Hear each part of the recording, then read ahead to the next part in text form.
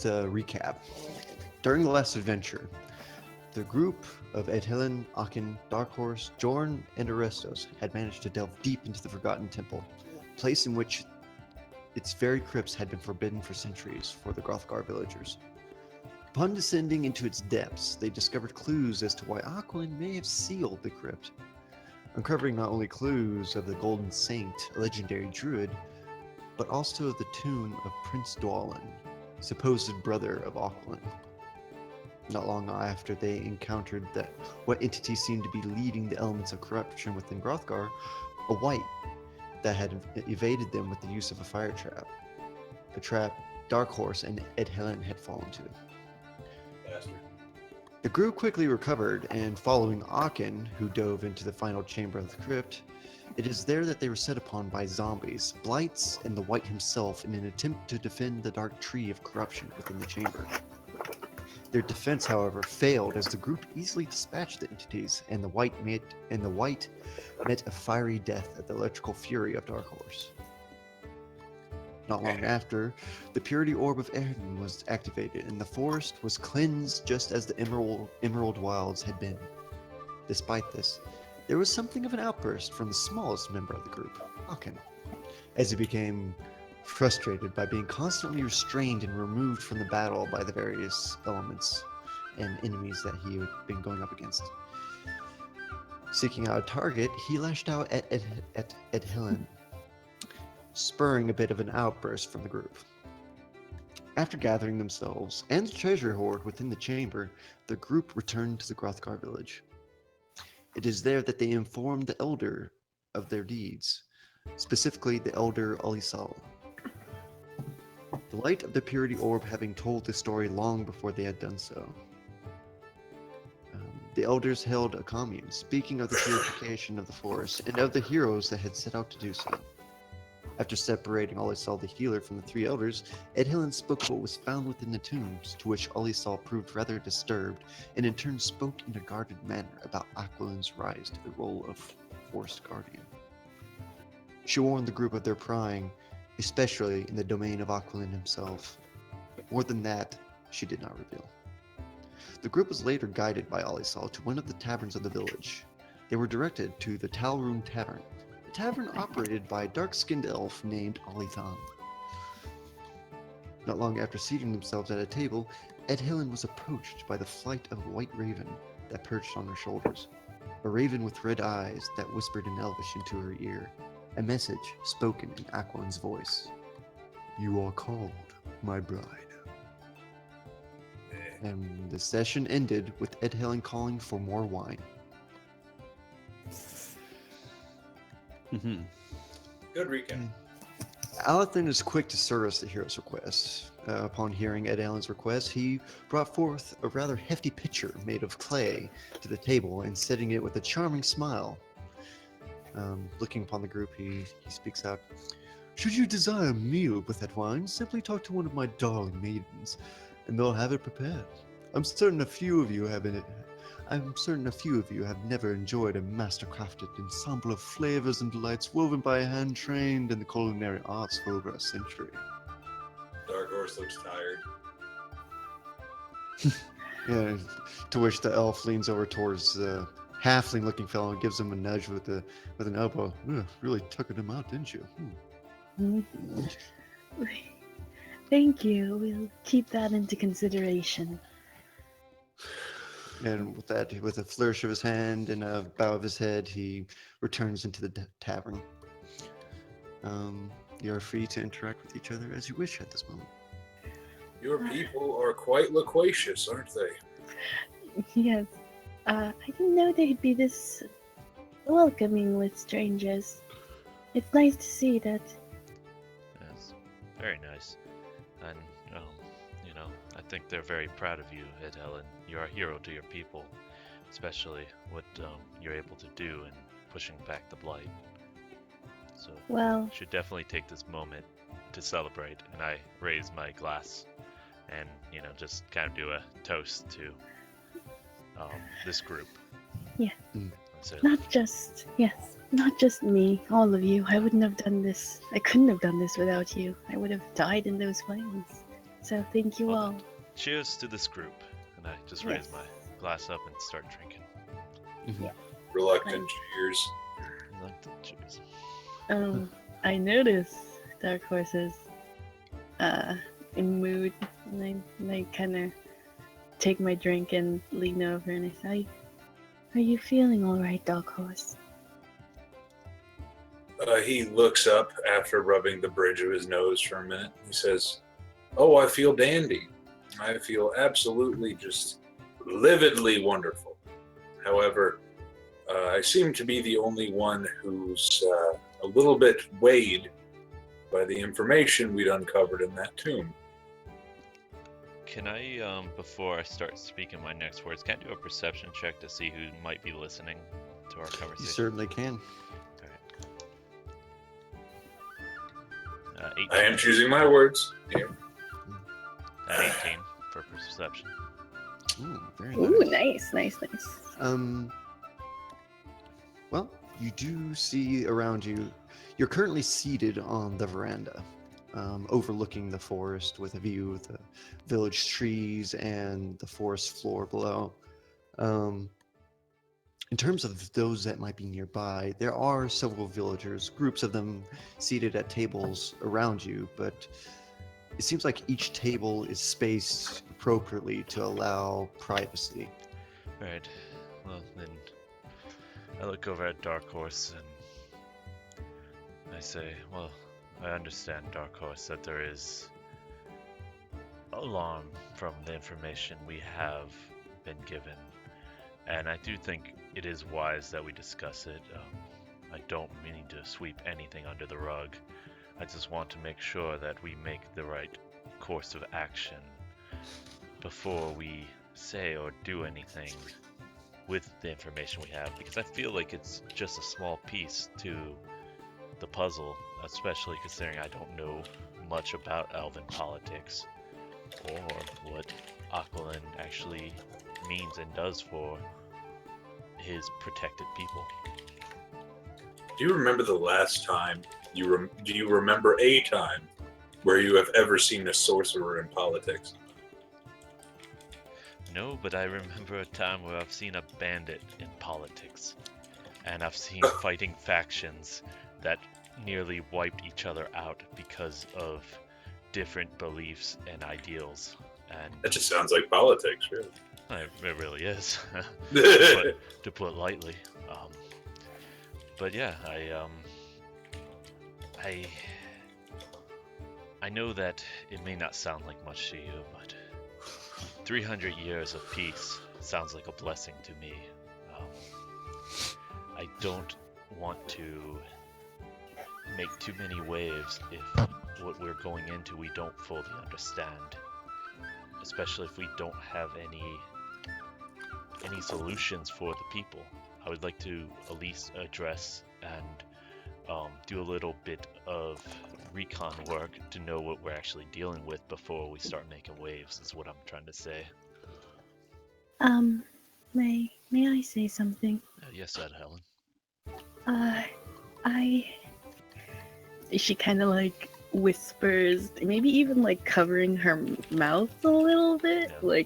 like kind of like doing it like a cone thing. Mm. She's just like, I'm not happy with how things are going. This situation is not the best, and not the best for our people, I think. It all depends on Aquilin's mood, and his mood fluctuates. But as of right now, like Joron said, I don't have any solutions. We have 500 villages and Centaur. There's a Centaur village that we work with, that we trade with, that live in this forest, and there's nowhere we can go other than here. What other city will take in that many people with no money and nothing to give? We can't go anywhere, even if we wished. So, unless we find another place, a safe place, we're trapped. I do feel that the safety of your people is a concern, for sure. but also the safety of yourself, Ed Helen. Um, I know it is concerning that your people say you have a great weight on you. What exactly does that entail as far as your marriage to Aquilin? Is that purely diplomatic? Do you have say in how your people are ruled? Or is it Oh. something completely, entirely different? He doesn't speak with anyone other than me. From what I understood, he needed company, and I go there, and he gives orders through me to the Centaur village in the plains, and sometimes even to the stone giants in the north, and of course, to our people in the forest. And I keep him company. I play songs and I talk to him. I try to calm him if he's angry, but as for having a say in anything, no, I can't. I haven't tried, and I don't want to see. I'm scared to see what will happen if I did try. Oh, well, it's good to see everyone's falling right in line then. Make everyone afraid, and that just makes things so much easier. I mean, how hard would it be to rule an entire nation of people with individual thoughts, wishes, and the ability to lead? That's just inconvenient. If they're all afraid, then, well, they do what you say. By the opinion of a ruler, it's absolutely a miracle situation.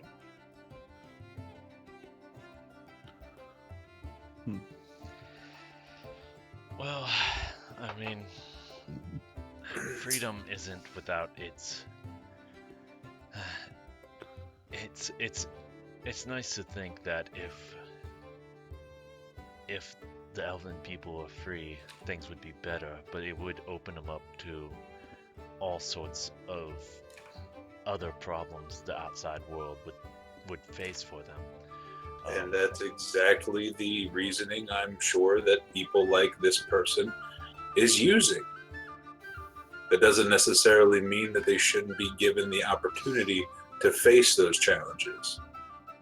Safety is not an excuse, it's a luxury, and a false one. There is no safe place. We've just seen that. This place is supposed to be a haven, and we had to eradicate a dark evil in it. True.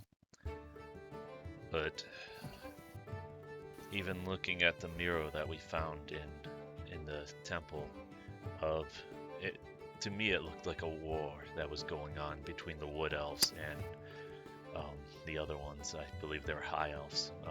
That they looked like they seek to eradicate the wood elves. How do we know that if they were truly free, that the high elves wouldn't just come in and eradicate them? We don't. Actually finish their job. And do you think you think that's better just for absolute freedom? You're asking me to pick between uncertain freedom and absolute servitude. I of course choose freedom. But that's for you. That's not to speak for the whole elven community here and Ed Helen's people. We don't know what they would prefer. Not everyone wants this version of freedom that you would offer.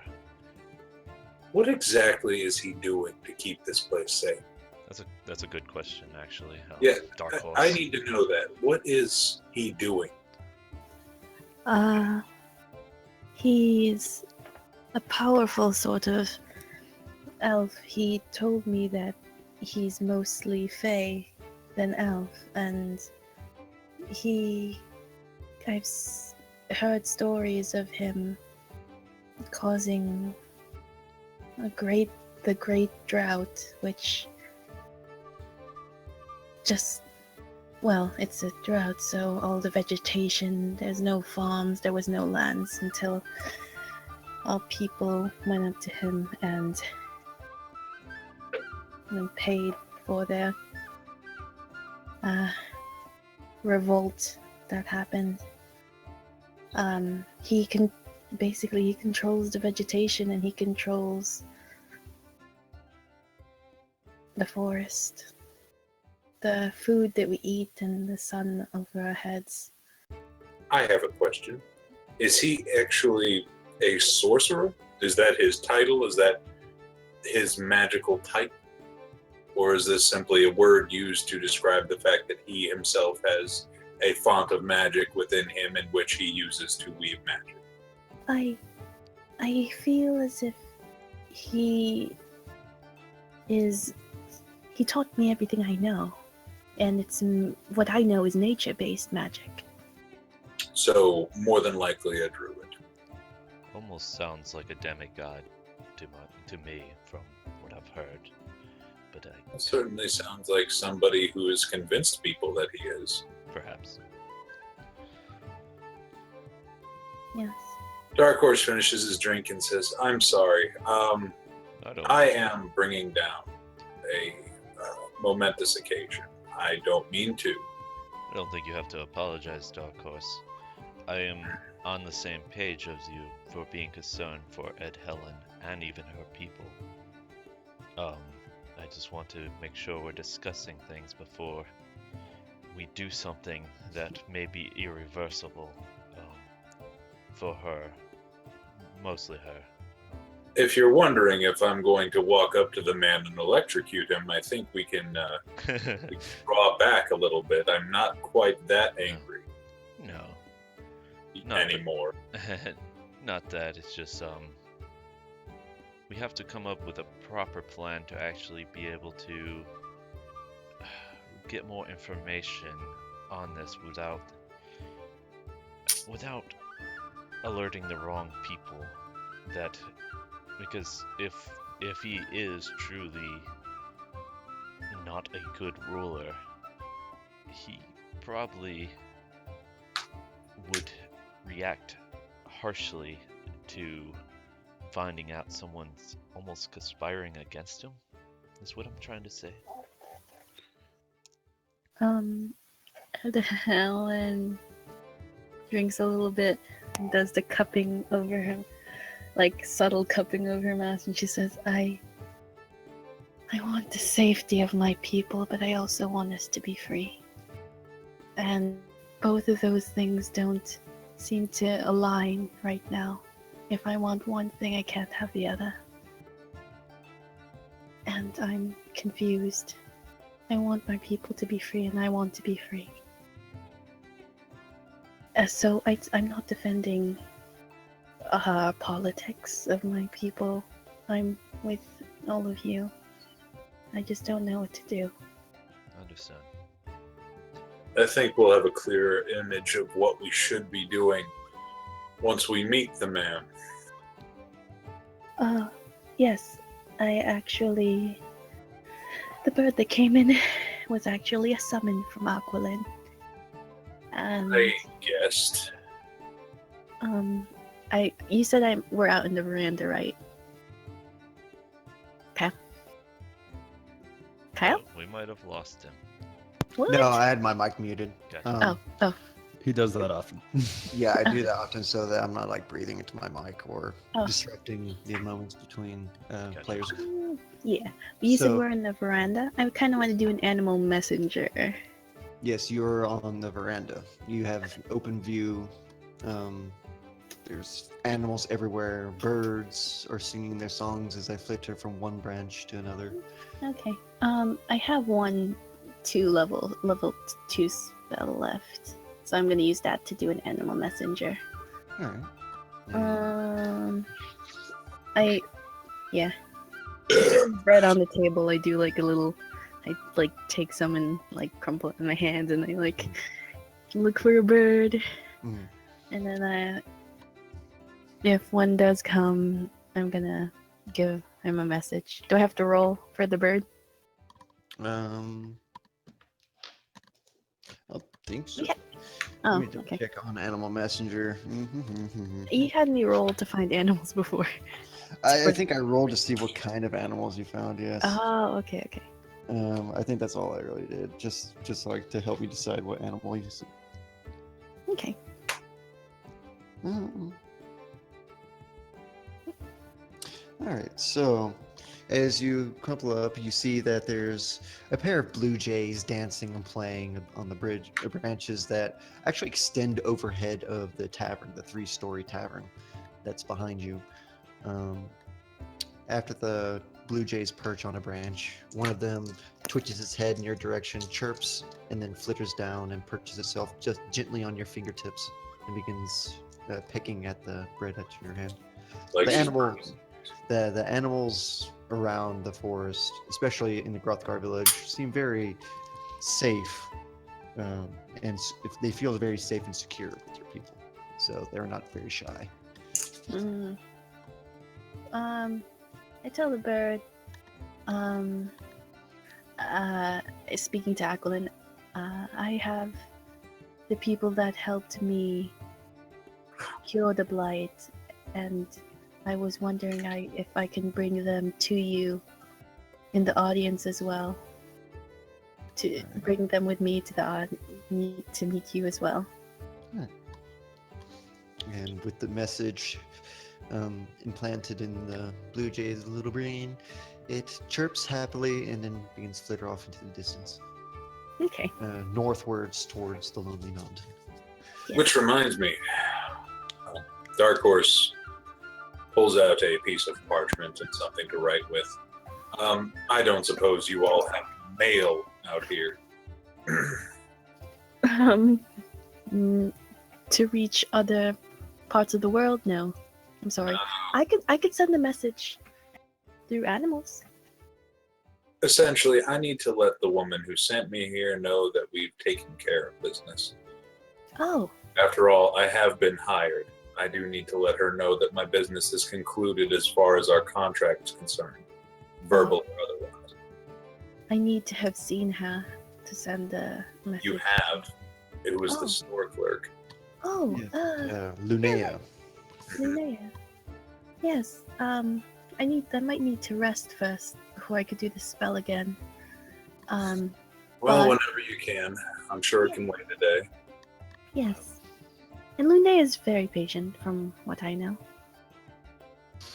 If nothing else, I'm sure I can bother one of the elders. Yes. We don't really send messages outside of the forest. I'm the first in 500 years to have gone outside of the forest, so my animal messengers really the only thing that might be able to reach her. I'm Okey-dokey. sorry. Sorry. I don't know why you're sorry. You're not the one isolating your people away in a forest.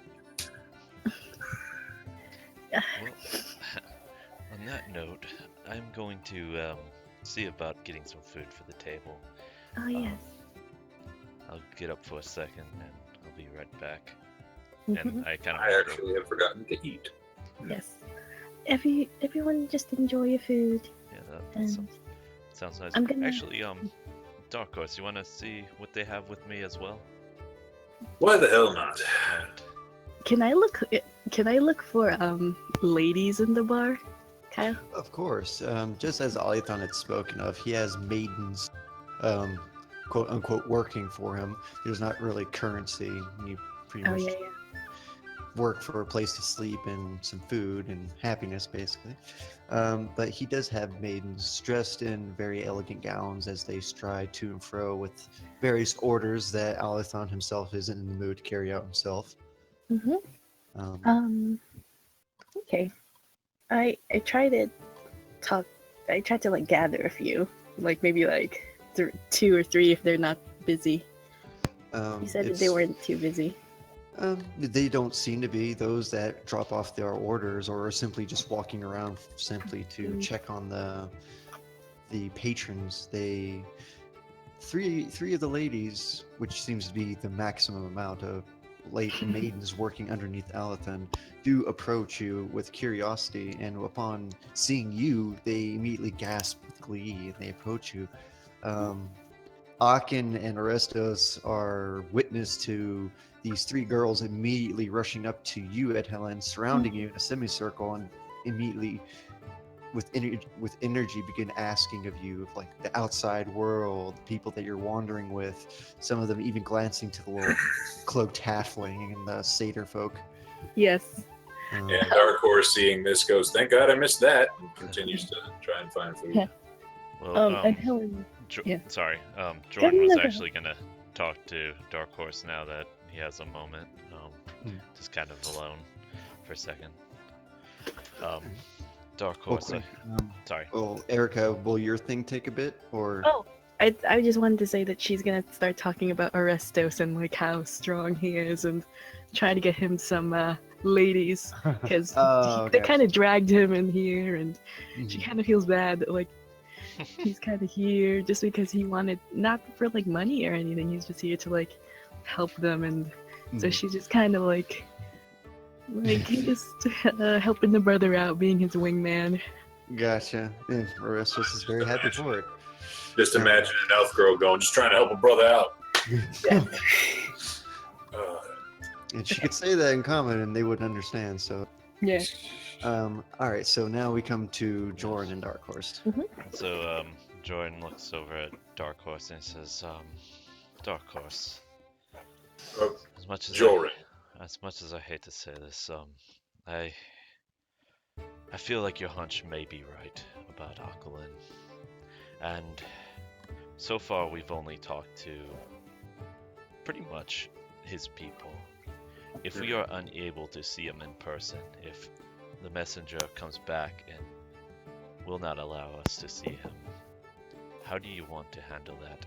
And I do have one idea which we can do before we get to there, but I want to know what you think. My one idea is I think we should get more intel from not his people, but maybe his enemies, and find out who his enemies are to see what they actually know about, Akulin, since they would be more than willing to spread any kind of bad report. Fair. What's your thoughts? He looks around for a moment, makes sure he's not being obscenely listened to, or at least he speaks in a hushed tone, remembers that he has something for this, snaps his fingers, points at him, and I use my cantrip whisper Nice. so that we can hear each other clearly, even if we're talking very, Oh, very. that's so awesome. All right. So I forgot you had that. he says very softly, "I am of two particular opinions, both of them equally strong. The sorcerer side of me hates it, to the point where I very much want to walk into this man's home and demand answers as to why an entire race of people is made fearful and subservient to him and him alone. But the rest of me is far more subdued. I mean, look at these people. They are, in a way, happy, healthy, fed. Yes. I honestly don't have the correct answer, but I do know that if I am to meet this man face to face and I am asked to show him respect, that's more than likely something I won't be able to do." Understand. Well, However- the soldier in me feels that we are about to start a war, is my concern. And innocent people suffer when wars are started, even if they're for good causes. Sometimes it just happens that way. So, I guess what I'm trying to say is I will protect this group, I will protect Ed Helen, and I feel that my purpose is to protect life. So I don't know how I can do that if we start a war that affects her people. So I'm kind of torn at this point. That's what I'm saying. When I have a moral dilemma, usually I fall back to the most basic of my rules. I am a for-hire dungeoneer. I was given a job. My job is to make sure everyone that I am with is safe. Doesn't really matter who makes them unsafe. If they do, I'll kill them. And beyond that, the rest of it's just extra. Well, unfortunately, I am a cleric of Torn, and my purpose is to protect life and bring life to an area, which we have done. And disrupting her people's lives could be almost detrimental to my mission, what has brought me to this region. It kind of, in some ways, defeats the purpose that I brought life back here if I just bring it into darkness again. Well, here's what I suggest. We don't know enough. Your suggestion of finding his enemies is good, but time-consuming. It is. Unfortunately, we'll be meeting this man far before we will have time to reconnaissance. Well, not if we're not able to meet him and we are left behind. In which case, it could be Ed Helen just going alone. What do we do when that happens? then we recon. Yes. That being said, I am working on the assumption that we will be accompanying her to Aquilin's abode. That being said, I think we should hold off any and all decision making until we have met this man and see what type of caliber of person he is. I can agree with that. It is a simple law of sorcery. Research before practical use. Or at least it's supposed to be. And we don't really actually do that. Usually we just scream and throw out our hands, something gets lit on fire, we feel really good about ourselves, and we call it research. But is there anything else we should talk about while we're over here? No, I didn't want to say this in front of Ed Helen just mainly because I don't know. I felt like it was something that we needed to discuss since. He puts a hand on his shoulder. You are a man of faith having a dilemma. I understand. It's not just having a dilemma. It's like I said, we are potentially starting a war, and I don't want to have to not have answers for her people, because those victims will be our victims, and we'll have to live with that. That's what I'm saying. Well, fortunately for me, I can. I can't speak for everyone else, but unfortunately, freedom is not something that is free. These people are living in fear. I don't know if I can abide by that, but I will fall back to my original statement. I will wait, and I will watch, and I will research. That being said, can we please eat? Yes, let's get some food. Thank you. That sounds wonderful. Lord.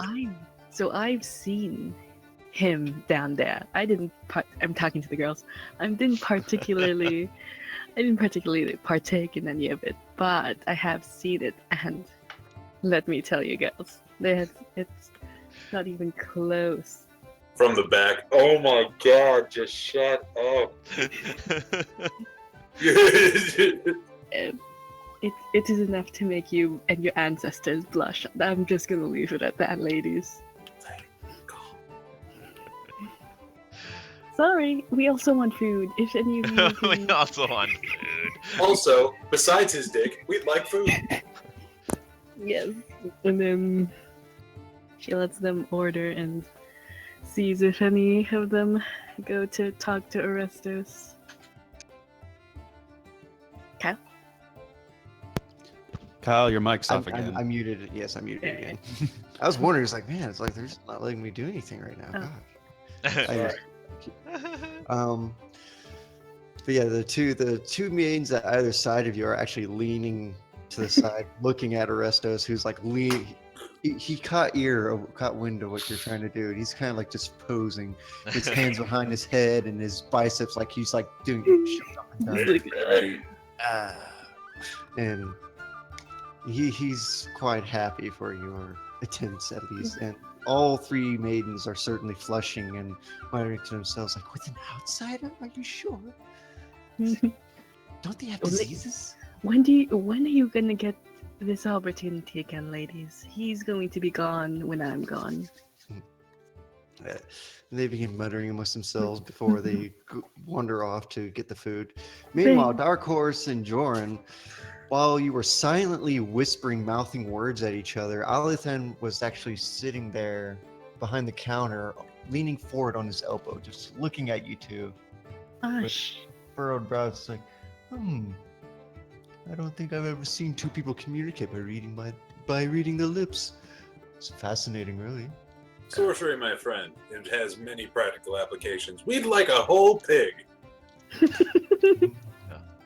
I don't know why we used sorcery to decide that, but we did. It's a very odd thing to do. We just didn't want to seem like a bunch of weirdos talking over the menu. Pig? Pig, yes. Pig, Pig. yes. Are we sure about pig? I Oh, think I pig. love a pig. Yes. With that, he just gives a patient smile and gives a nod of his head, and wanders off to the back, past the counter and to the kitchen to assemble your order. Joran. Go ahead. Yeah, Oh, I'm sorry. I didn't mean to interrupt. No, you're fine. Have I told you a poem?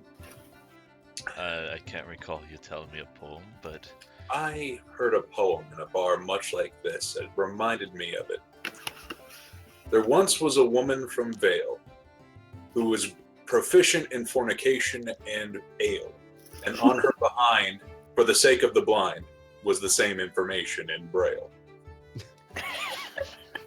Wait, does anyone else hear this, or is it just? You said it out loud. But Oh, Well, unfortunately, most of the patrons don't speak common, so they just hear this dragonborn speaking loudly, and all their eyes shift to them, like muttering to themselves.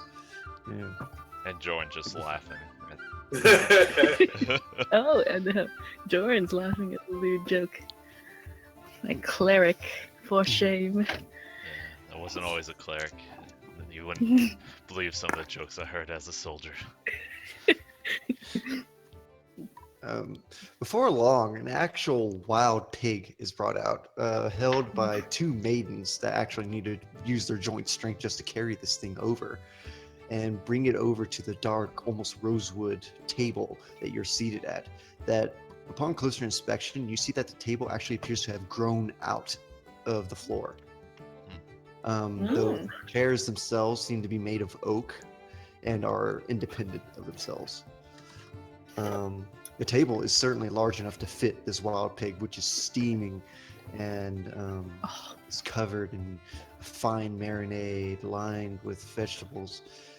And Alithan reappears almost as if he had been there the entire time, behind you all, and like, I do wish I could trade. That would cost quite the pretty penny. Oh, we're paying for it? Oh, no, nothing I could spend it on. Simply enjoy yourselves. Consider it a hero's feast. Oh, I already did? Yep. And Thank with that, he happily motions towards you. And but as you guys go, he does rest a hand on Jorn's shoulder and leans towards. I do know that you're quite you've seen you've garnered a hint of our ruler's policies here, have you not? Oh, shoot. I look at him. Can I discern if he is if he understood our conversation? Make an insight check. During all this time, of course, Akin is just quietly eavesdropping, and now that the food is presented, digging in Yeah. without hesitation. Yeah. Alright, so that's an 8. That's an 8. You can't discern that very much. Alright, so Perhaps he had just overheard you from your table. I I just Oh, ask him. I say, why do you say that? Well, he takes a moment and he thinks, I'm still right by Jordan for this, correct? no, he waited till he basically held on to Jorn so everybody else returning to the table to enjoy the feast would leave Okay. Jorn and him alone. Okay. Takes a moment. He looks you steady in the eyes. I'm rather interested in outsider's perspective on how our Lord and Guardian is overseeing his subjects. Understand that. Well, I am new to your land, so I don't know too much of how it is ruled. I'm very curious on that. Myself, I can say to you that the outside world is not always better. Where I come from, it's almost viciously ruled by its leaders. So, we've had many, many years of war. So much so that it's almost wiped out entire villages and its people, to the point where a lot of the different factions actually just made peace just for the sake of not wiping themselves out. So it's a different world out there sometimes. No, not all places are like that. Where I was last, Valenfort actually seemed to at least have care and a nice treatment of their people, from what I've seen, anyways. I see. And they're free to go as they please? Yes, that is correct. Hmm. I'm curious. There does this... are bandits that seem to attack even outside of Valenfort, which is a very nice area from where I came, and there are still just bad apples, I guess, that do horrible stuff. It's a risk you take when you have only limited protection. That is quite true. Though I'm rather confident in the safety of our village. After all, how many can assault a village several hundred feet above the ground? Can I ask you this? Have you had any problems in this village as far as anyone either attacking that you had to defend, or even different pestilences? And I know recently the blight, but that's probably a rare occurrence that has never happened before. But I didn't know if you had any problems with famine, or any kind of, like I said, pestilences. As far as what you say, we are very healthy. Aquilin has managed to keep such calamities from afflicting us. And you mentioned people from the outside attempting to penetrate the forest. It would seem that his control of the forest allows him to deal with any outsiders that try to come in. There have been scouting parties from beyond the gap that have tried to poke their head in, only to have it ripped off their bodies by a stray vine. And I'm guessing the same thing happens if someone tries to leave. We're given a little bit more warning than that, but if we fail to heed that warning, yes. Has there been many that have tried to leave? And he continues speaking in hushed whispers. Not in the past couple hundred years, but when he first ascended to Forest Guardian role.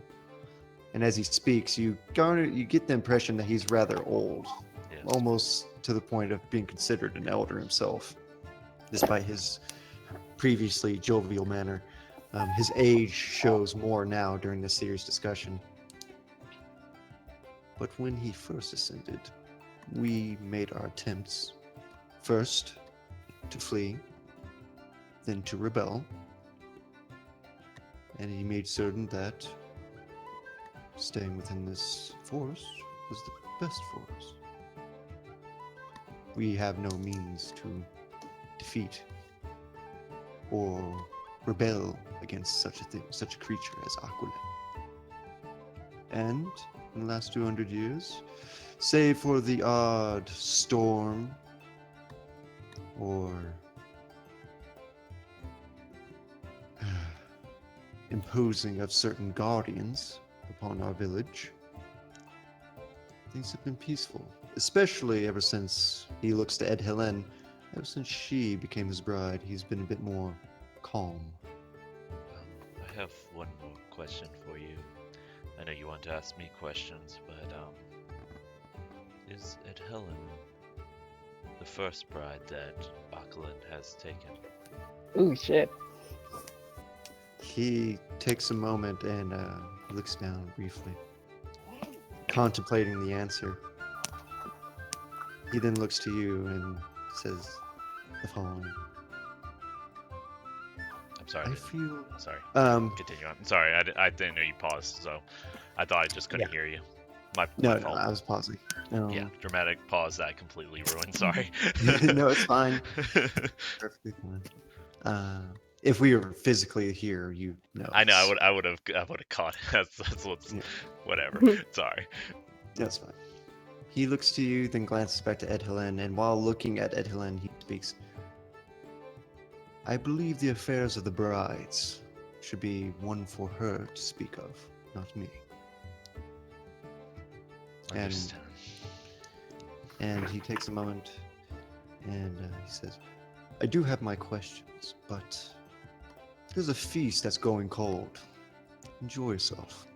Besides, I think I've learned a bit more than I expected. And with that, he claps a hand on your chainmail. And with that jovial smile once more, the cheek-to-cheek grin, he, with a flourish of his hand, ushers you forward. Go on, my dear hero. Enjoy yourself. And Jordan just kind of has like almost a fake smile because he looks very disheartened at this point. Mm. Oh, will do. Appreciate it. Mm. And he heads back to the group.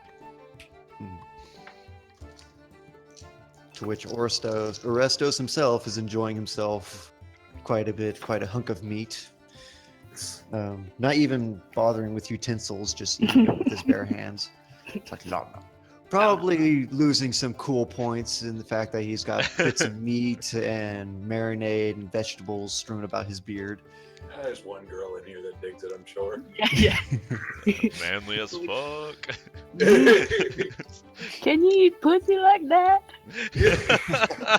Oh Good gravy. In bright contrast, Dark Horse is just sitting with his legs crossed with a book and occasionally eating some stuff with a glass of wine. Very much just kind of relaxing Mm. for once. For We should once. say, yeah, we should say whatever's left over. We should save for our trip. And she looks at Orestos and kind of sees how much he's eating, and is just like, if there is any left over. He pauses a moment, like hesitant, slowly chewing once. No, I'm kidding. Twice. I'm kidding. Go ahead. Enjoy yourself. He appears more happy at that moment. He just pops his head eagerly and just resumes eating.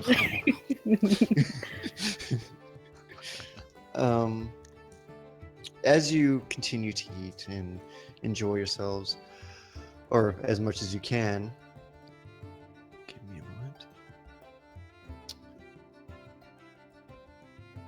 a moment. Roll a perception check. Everyone? Oh, everyone? Yeah. Oh, okay. Let's.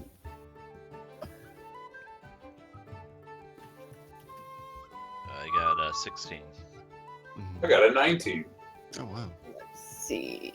+6. Oh, I'm sorry. I- 15. I was looking at the wrong one. I actually is a 17. Oh, nice. And what Mm, did you get, Ed Helen? 15. 15? I got an 11. Okay. Well, it's like most of you, Orestes is not even bothering. He's rather occupied. Um, most of you turned. Not far from where you are sitting on the veranda, there is a rope bridge that's connecting to a far-off tree. One that you and Helen would recognize as what is referred to as the Blessed Tree, where most of the healers tend to the wounded, ply their trade, or not ply their trade, but hand down their skills to those that show promise, such as you. You yourself live or lived within the Blessed Tree Mm-hmm. with your father. Mm-hmm. And walking, a lone figure is walking across the bridge. And most of you figure it's rather feminine.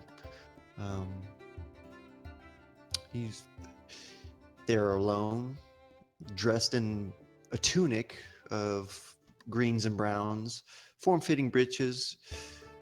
They have long blonde hair that is tied into a single braid that is brought about and draping over their chest with a, and as they come closer, you notice that has a wooden clasp at its end. And seemingly from a mile away, you can already see that they have vibrant green eyes.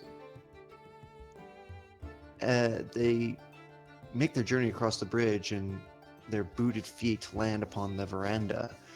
And immediately you would assume that it was a female, but as it wanders forward further into the tavern, you notice that it's actually masculine. He's actually a male.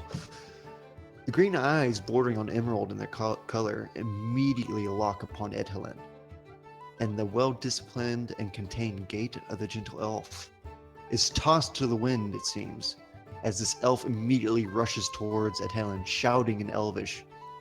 To you, Ed Helen, he says, "Darling, there you are!"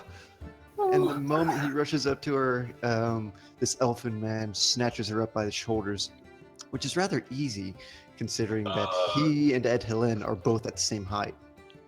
Aw. And he squeezes her tight around the shoulders. He leans back, taking her cheeks into his hands, and you can garner there's some family resemblance between the two.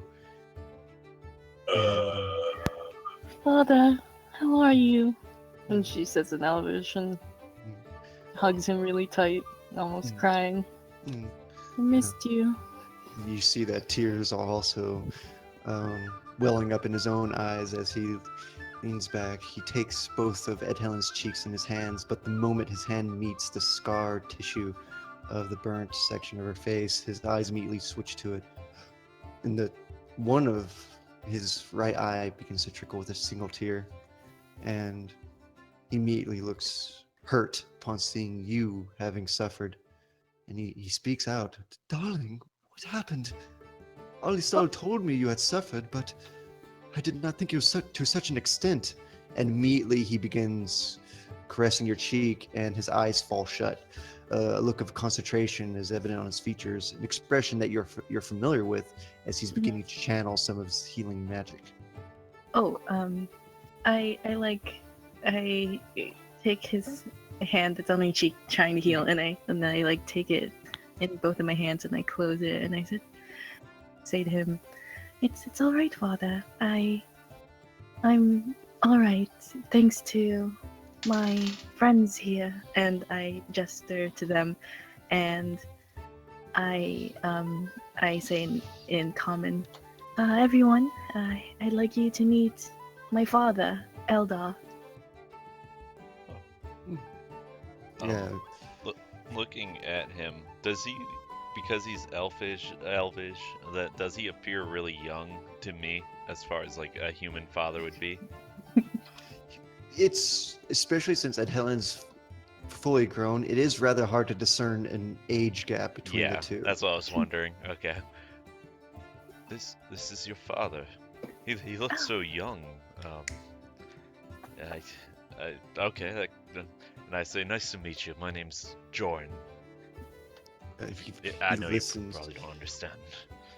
he's focusing on. He's keeping very rigid eye contact with you and slowly nodding his head. And after you She introduce translates. She translates. it, Like while they're talking.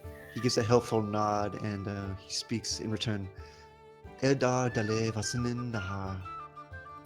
He speaks in his Elvish tongue, to which he attempts to translate in Broken Common. As my daughter has said, the name I possess is Eldar. The honoring of this meeting is mine. He says with a bit of a bashful smile on his lips before giving a bow at his waist. And he looks to you, Edhelen, and he speaks. These are the adventurers that wander with you. Yes, they are. They helped me quite a lot in my journey. I don't think I would have come out alive without them. And I'm sorry about the scar. I think it might need a bit more healing, and I don't want to bother the healers. I actually kind of like it. It makes me look tougher. She's saying to make him feel better. He takes a moment and he speaks once more with a weak smile on his lips. He says, It seems the world beyond Grathkar has made you more like your mother. She never cares to have her scars healed either. Her face kind of drops. Yeah. Mention of the mom. Yeah, he doesn't seem overjoyed by it as well, but he couldn't help but make the comparison. He then looks to each of them, especially the very curious looking Dragonborn. And he leans over to Edhelen and he asks, What is that? God damn it. I'm guessing in Elvish, so he didn't hear any of that. Yeah. He's in Elvish, but he is kind of leaning and looking directly at Dark Horse Dragonborn. pulls his book and smacks it on the table like, if he's calling me a damn scaleback. No, she speaks in Elvish. Oh, he's what they call Dragonborn. I believe it's sort of how he has dragon blood in him, which is why he resembles dragon. But he's very kind, and she says in common. He was asking what race you were. She wasn't saying anything derogatory. He's never seen anyone like you. And she goes around describing the races of each of the human, kobold, satyr. Upon being introduced to the kobold, he couldn't help but drop down to a crouch, so he's at eye level with Aachen. He's like, he speaks in Elvish. Oh, he's strange. He's cute and ugly. And And Aachen he just kind of sneers at him. And he said, you look very curious yourself, Hagen, and that's I don't it. think that's what he said.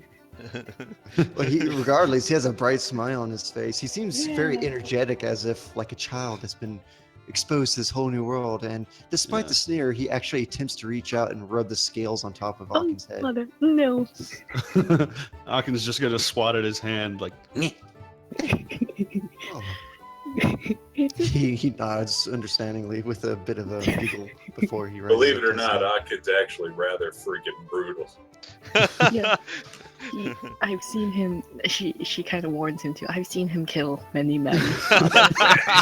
Many men. the tiniest one in the group is the most murderous. Yes, It really is. Talk about Napoleon complex. the moment Ed Taylor You might have killed really, more than anybody combined. yeah, the moment Ed Helen actually comments on this, he looks at the little creature and just bursts out laughing. No. Oh my Oh, god. so funny. He says this in common. And it's so very funny, so small creature. Yeah, it kills? Yes. And Uh, I can just Brutal sort of- efficiency, sir. Yeah, Aaken with a just real kind of glares. yes, Father. She's like, we have so much to discuss, and like pulls him away from. So she's in between Aachen and him. She's learning. Yeah. Do you want to eat with us? Uh, Are you busy?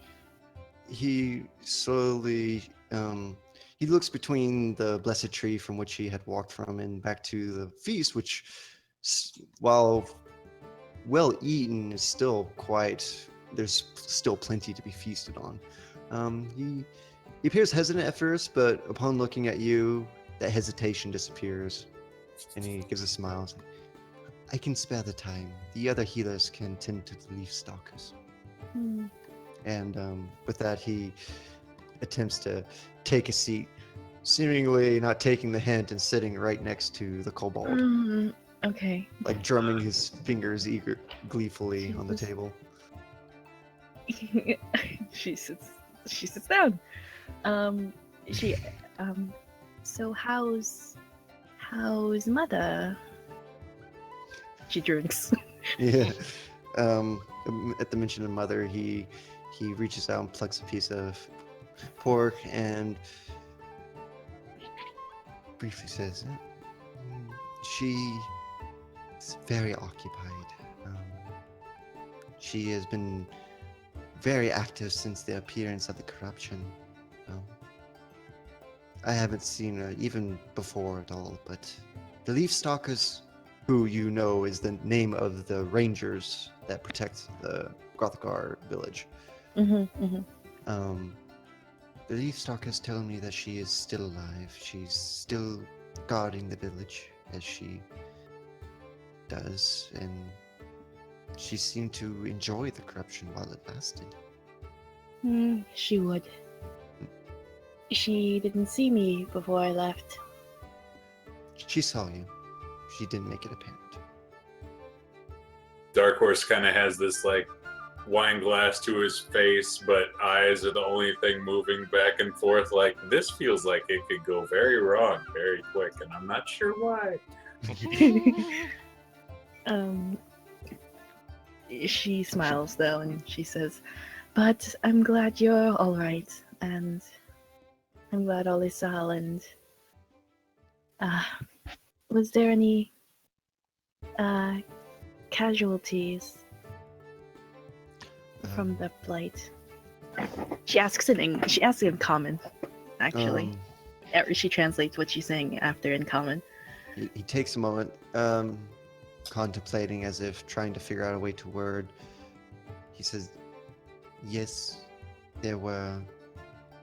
He takes a moment and speaks to you the elvish number of 20. Oh. And he says the number in elvish again, dead. And last scouting group with Alisval and Valisan, they and one other come back and is living, but the rest of the leaf stalkers are dead. So he thinks a moment and readjusts the number to 30. Shoot. She says 30. And then she looks to Joran and says, didn't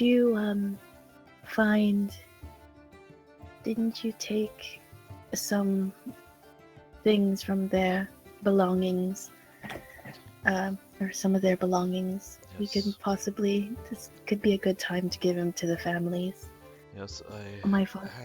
I am unfortunately unable to give you a description of the bodies I found, since it was a little while, and I proceed to hand the belongings that I did take off of the bodies that we found in the very bottom of the crypt that were down there.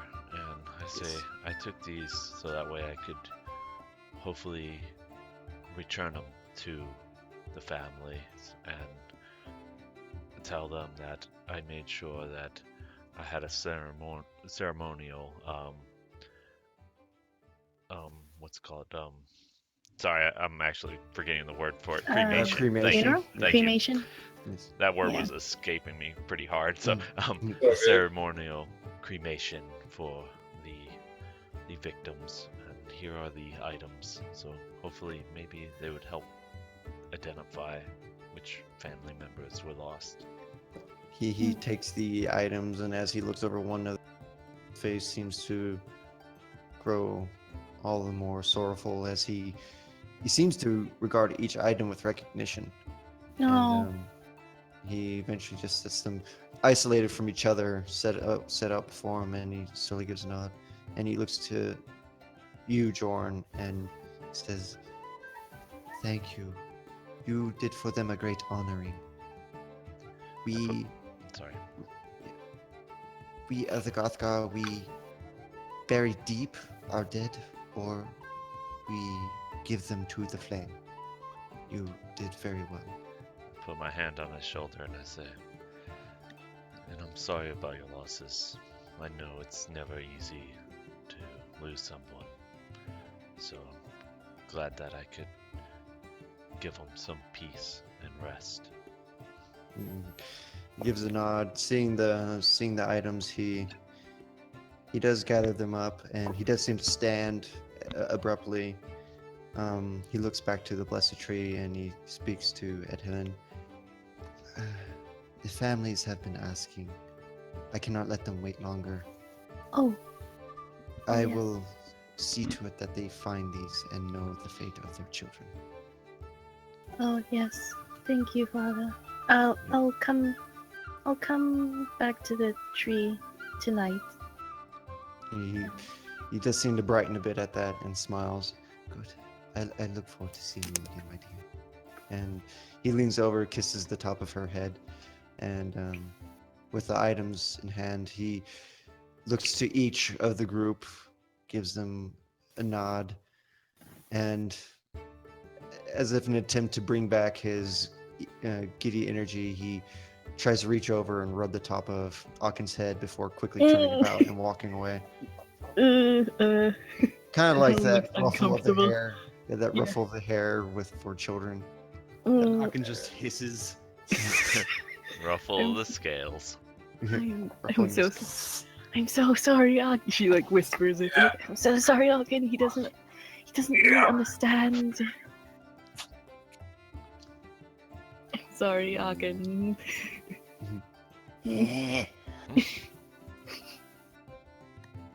And he walks back across the rope bridge and disappears into the blessed tree, leaving you all to continue. Mm. Was is there a lady on talking to Orestos right now? One of the maidens. Not quite, but you do see that one of the maidens, as she's walking, does keep giving him looks as she's going about her business. She, at times, does come over as if to pour the pitcher of wine into his Just cup, Just for Orestos. And just for forget to- Orestos. And when she speaks to him, she whispers Elvish to him. He actually responds in Elvish. in Oh. kind. Oh, he knows Elvish. Oh, did Joran want to ask anything? Or did No, I mean I could ask Ed Helen. Tomorrow morning, what time do you plan on leaving, and what time do you think? I don't know the distance that we have to go to meet Akelin. I don't know if, as far as the carrier bird or whatever kind of messenger you sent, we'd hear word from. Is it very I- far? Yes, it kind of is. Wait, how actually far? It would take a good half day just to get there. Yeah. Yeah. Since you have to finish climbing north through the forest, crossing the Fey Waters River that borders the Great Plains, and then crossing those plains, and climbing the mountain to the necessary level. The multi-chambered heart that Aquaman has made his home. Yes. It would take about a half day's travel. So if we can go in the early morning. Yes. Well, we will be ready to leave early morning, I mean, we're gonna definitely get you right to Akelin, whether he likes it or not. As far as that goes, you won't know. But your safety would be our concern to travel up to where Akelin is. So, Yes. right. Then we should plan for that for the morning. Thank you. As you finish this, the blue jay returns, Oh, fluttering over and perches onto Ed Helen's shoulder, and speaks. This time in common, in the voice of Oh. Aquilin. In the voice of Aquilin. Keep your servants in check, and they may join the audience.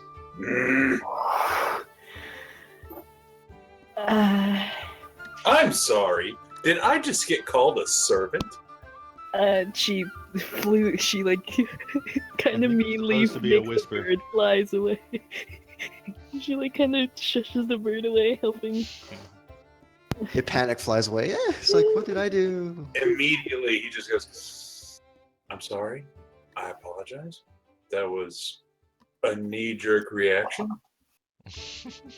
I will attempt to be better.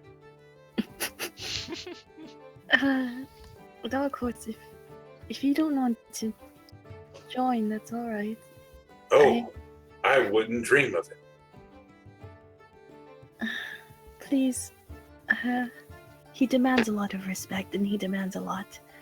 And I know you don't have any for people that you just met. Oh, I have plenty for the people I just meet, my dear. I don't think you have to worry about me in the slightest. I believe I am preparing quite wholeheartedly and correctly for what we have to do. Can I do an insight check? You certainly can. I can feel that insight check. What's my insight? No, it's not insight check. Insight +6. Okay. So roll 25. All So right. I just tell you what. Yeah, you Yeah, tell her the intent behind your words. Well, the intent behind his words is very simple. He has no actual course of action right now. He does not wish to incite violence. However, if a man shoves himself into his personal space and says, "Give me respect," that will be a perfect excuse to not give him respect. That does not mean a perfect excuse to give him disrespect. And Helen. That's a good description. And Helen kind of hesitantly just like places a hand on his own. If she's sitting next to him, I don't know. I think, or she just, I don't know. Let's assume like the table is Yeah. quite some size, but My dear. I'm sorry, go ahead. I just, I don't know. I'm not telling you to obey him or listen to everything he says. I'm learned for many years seeing him, how to talk to him and how to speak to him in a way that doesn't anger him, and I'm just nervous. He's never spoken to anyone outside of me in quite a long time, and when he does get angry, I fear for my village. So I'm not asking you because he told me to ask you. I'm asking you as a friend and as a companion and as someone that's worried for my people. If he does make you angry, you can leave. You can walk out. Ed, you just called me a friend and a companion. I very much appreciate that. You're asking me to be perfectly fine and just dismissive of the fact that I have a friend and companion who's being ruled by fear, who's having power hoarded over them, who will send a messenger to you and call the people who assisted you in saving your entire forest your servants. Frankly, I'm slightly appalled at the fact that anyone would allow that level of disrespect from anybody. We nearly died to save this place, and I was called a servant. I'm sorry if I'm mildly perturbed. I know. I'll speak to him in person. That you are not a servant, and you. Oh, I'm aware, my dear. Well aware. Akin is grinning and chuckling a little bit at this point as he sips some ale. He gets it. Listen, I understand your worry. Don't worry about me. And don't worry about me ruining things for you. I assure you, should things be ruined, I won't be the one to start the ruining. All right? I would heavily recommend we do not bring up my complacency in the ruining of any situation from here on in. I promise you I will behave if you require a preschool level response. He does seem rather aggravated that this is about the third or fourth time everyone's told him we're worried that you're gonna fuck it up. I She wonder lets go. why. She lets go.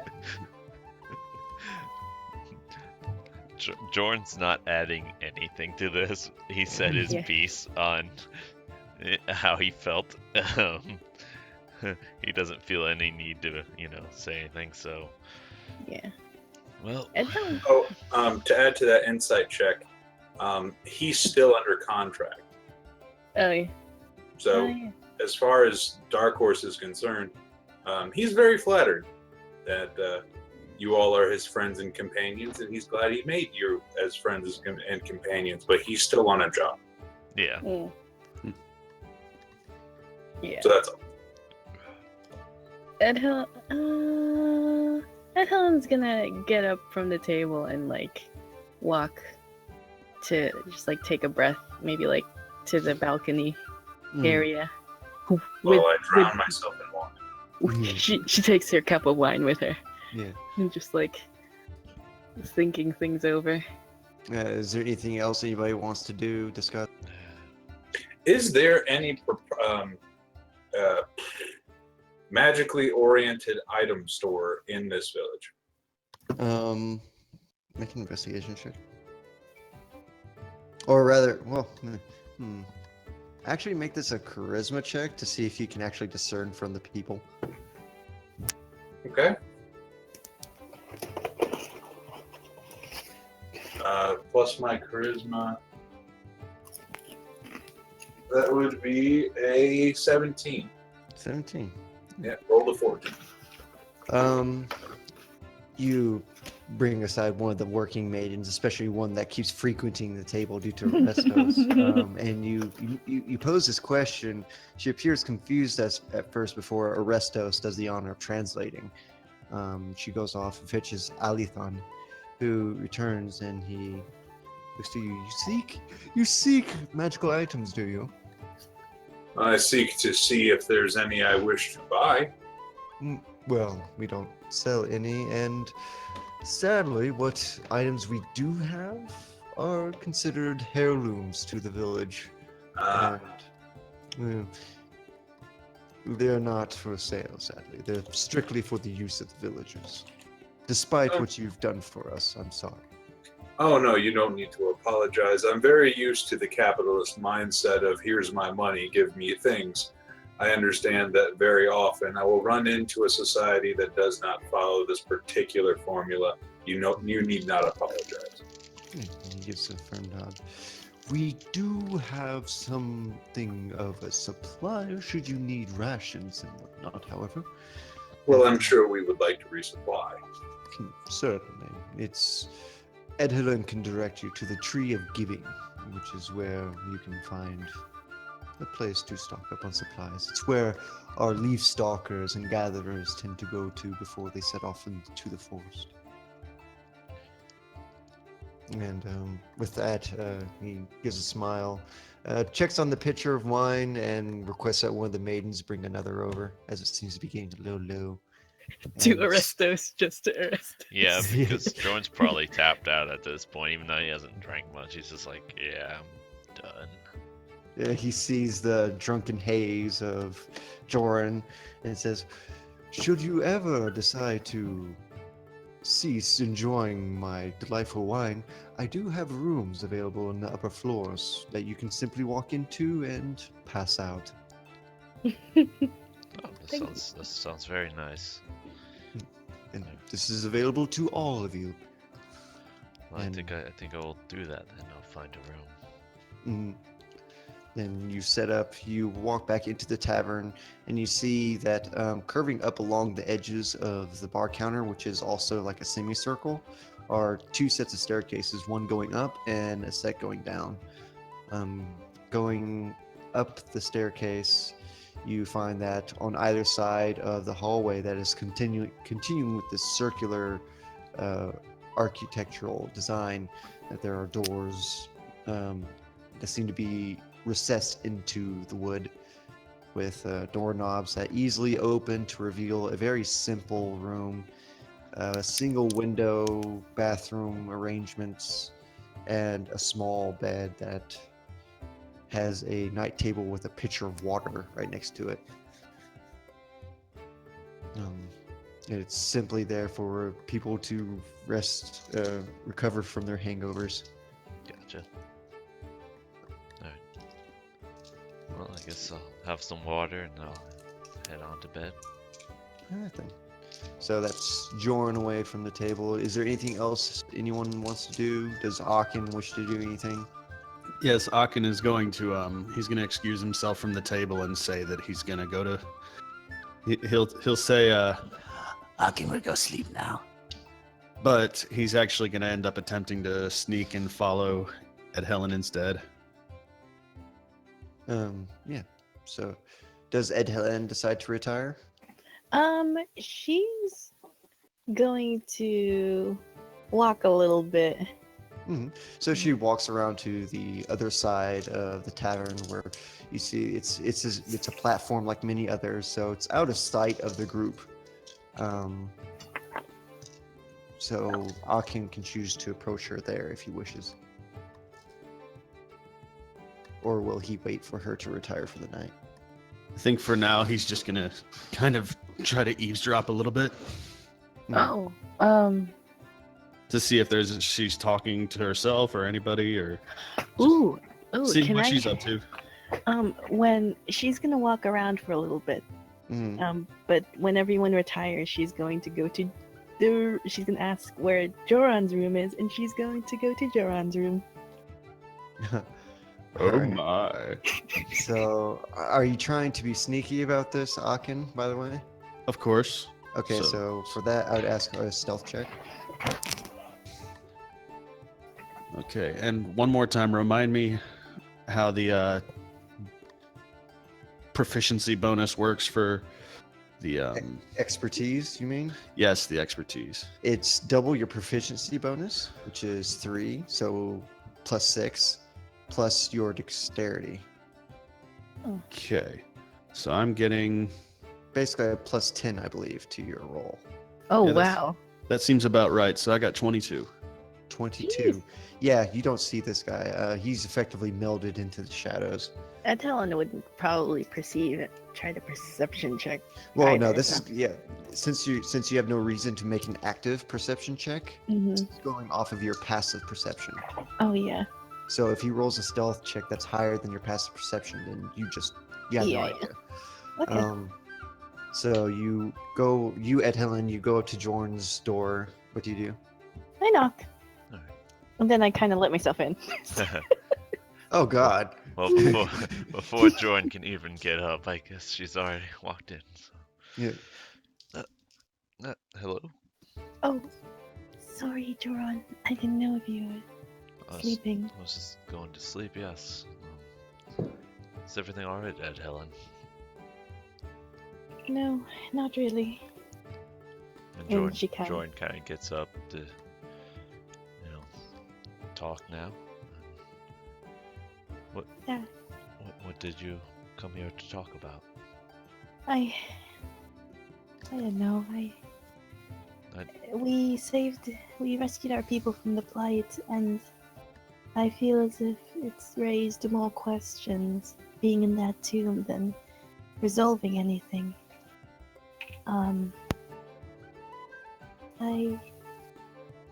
I want to help my people as best as I can with the situation we talked about. Yeah. And I'm also I also don't know. I want to know what they want. I want to know if they want to be free because they're living. They come back here. I was kind of hoping to see them angry or sad, but no, everyone's living comfortably and as they always have. Can I say this to you, Ed Helen? Yes. If you choose to free your people, I know you are very strong. You've proven that on the battlefield. You could be a leader to your people. You can be their guidance if you choose to. But it won't come without hardships. And those are things you'll have to be ready to take on. And I know you can. But just be prepared for that. It won't be an easy path. And it won't also be a clear path. It's not always easy to be a leader, a caretaker of especially a group as big as this, but you might be able to do great good. It's your choice, Ed Helen, and you should do what's in their best interest, regardless. Also worry about your safety. Can I ask you one question? Oh, yes, of course. When you became the wife of Akalin, was that by choice or was that forced upon you? Well, when the last wife was, she kind of hesitates. When she was no longer needed and wanted, they came to the maidens of the village and they asked anyone to volunteer to be the new speaker and bride of Akalin, and everyone looked terrified. All the women were crying, all the girls were crying, and I volunteered because I don't think anyone else wanted to. Well, it's mighty brave of you, but it's not right for that to be asked upon you. Well, I'd like to think that I'm doing a good job. I The understand. last bride only lasted a year. I think she displeased him, and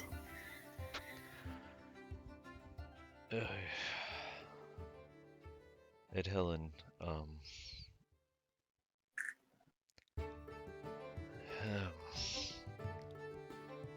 yes. we won't let that happen to you. If Oh. your ruler, Akalin, is truly this bad, we won't let that happen. So let's talk about our meeting tomorrow. Yes. I don't Keep think your servants in check. Jesus. They hear this from like the other side. I'm kidding. Um, from that information, I don't think we should have it. I know that sounds weird, but I really feel that perhaps you should lead us to Akelin, and we will have the meeting. I don't think you should be there for it when you lead us to it. No, Jordan, I can't do that. I'm fine. I It's feel he'll take his anger out on you, and I know myself, and especially Dark Horse, he will not let that happen to you. Especially Dark Horse. Especially Dark Horse. I And know. you have to be prepared for that. So Oh, no, I no, d- no. here's Go my ahead. thing, and I'm gonna say this. Let me say this out of character. I'm gonna whisper what I'm about to say just in case for some reason someone's eavesdropping. Mhm. I say to her, if Akelin harms you in any way, we will have to take him out. And when that happens, there will be a lot to deal with, and I don't want to see you get hurt. And I know what happened with your people when they came back as ghouls. You were afraid to do anything about it. I understand. I do think in some way, shape, or form you do care about Akelin, even though in some ways he has become, or has always been, a monster. You still see some good in him. But what I'm saying is, I don't think you'll be able to act if we have to fight Akelin. So I don't think you should be there for when that happens, because he will not hurt you, is what I'm saying. She takes a step forward and places her hands on his cheeks. And she smiles up at him. And she says, I thank you for your concern, Joron. Only a few people have cared about me that much. I really wish to be there. Our relationship is strange. I calm him. I think I'm as persuasive as I am because I've learned to talk to him very carefully and good at persuading, and because I've had to quell his temper many times before. And it's just he's never struck me or hurt me. And if it does come to that, I would like to fight. She's whispering all this, by the Yes. way. Same here. Yeah, they're like, my concern is, I actually don't want you all to come with me. I only asked because you all seem to want to go, and I'm most concerned about. You're very calm-headed. You're very level-headed, and you understand the situations very well. And I don't know about Dark Horse. Of course you don't. He bursts in. Of course you don't. I've been listening this whole time. yeah. Meanwhile, Restos looks over to Dark Horse's Mm. meeting. You better not fuck anything up. I swear to fuck. But Um, Jorn says to Ed Helen, understand, but I'm you've seen going. his temper. What a dickhead move, Jervis. Well, I'm sorry, but he does. Oh, dude, that's funny. I- Sorry. That's why she met with Joran by himself. All right. I Comes in. understand, but in a weird way, I do think that Dark Horse has a concern for you, just as I do. You are a friend, and I'm going along because I feel that Aquilin has been mistreating you, and from what I hear, if his previous wife was what you said not satisfactory to him, or he got bored of her, I can't live with that. I can't live with knowing that I leave one of my friends in need when the obvious answer is to do something about it. And I know that it will probably hurt you to know that if there is something that goes wrong and we attack Aquilin because of out of protection for you and for whatever he does, which hopefully that does not happen, but it could. It's the right thing to do, and I need to be where I can be serving my friends.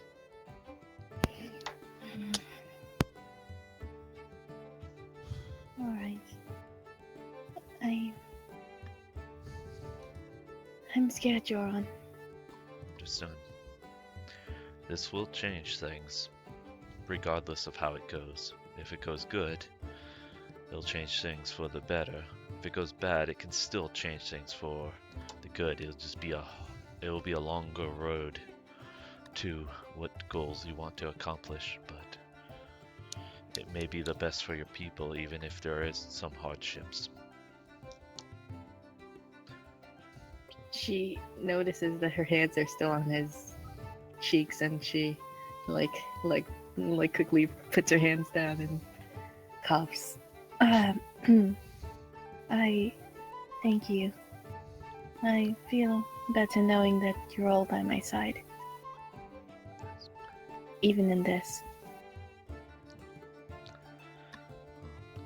Glad we were able to talk, and Jordan just kind of goes over and gives Ed Helen a hug and just says, "We're there for you, Ed Helen." She hugs back. Alright, get some rest. See you in the morning. See you in the morning. And Alright. she makes her way out. Quick question, Cal. Yes. What time of would she have about 8 hours and also plus 4 hours of a long rest to make it to early morning? Yeah, it's about so. It's early in the evening, Oh, okay. so she could do that. Real quick, Akin, I will say make a perception check for the previous conversation, since you were eavesdropping or attempting to. Okay. 15. 15. Yeah. Nice. I'll say this. Yeah. I'll say that you didn't manage to garner every word, but you did get a general gist of what was being whispered. Righto.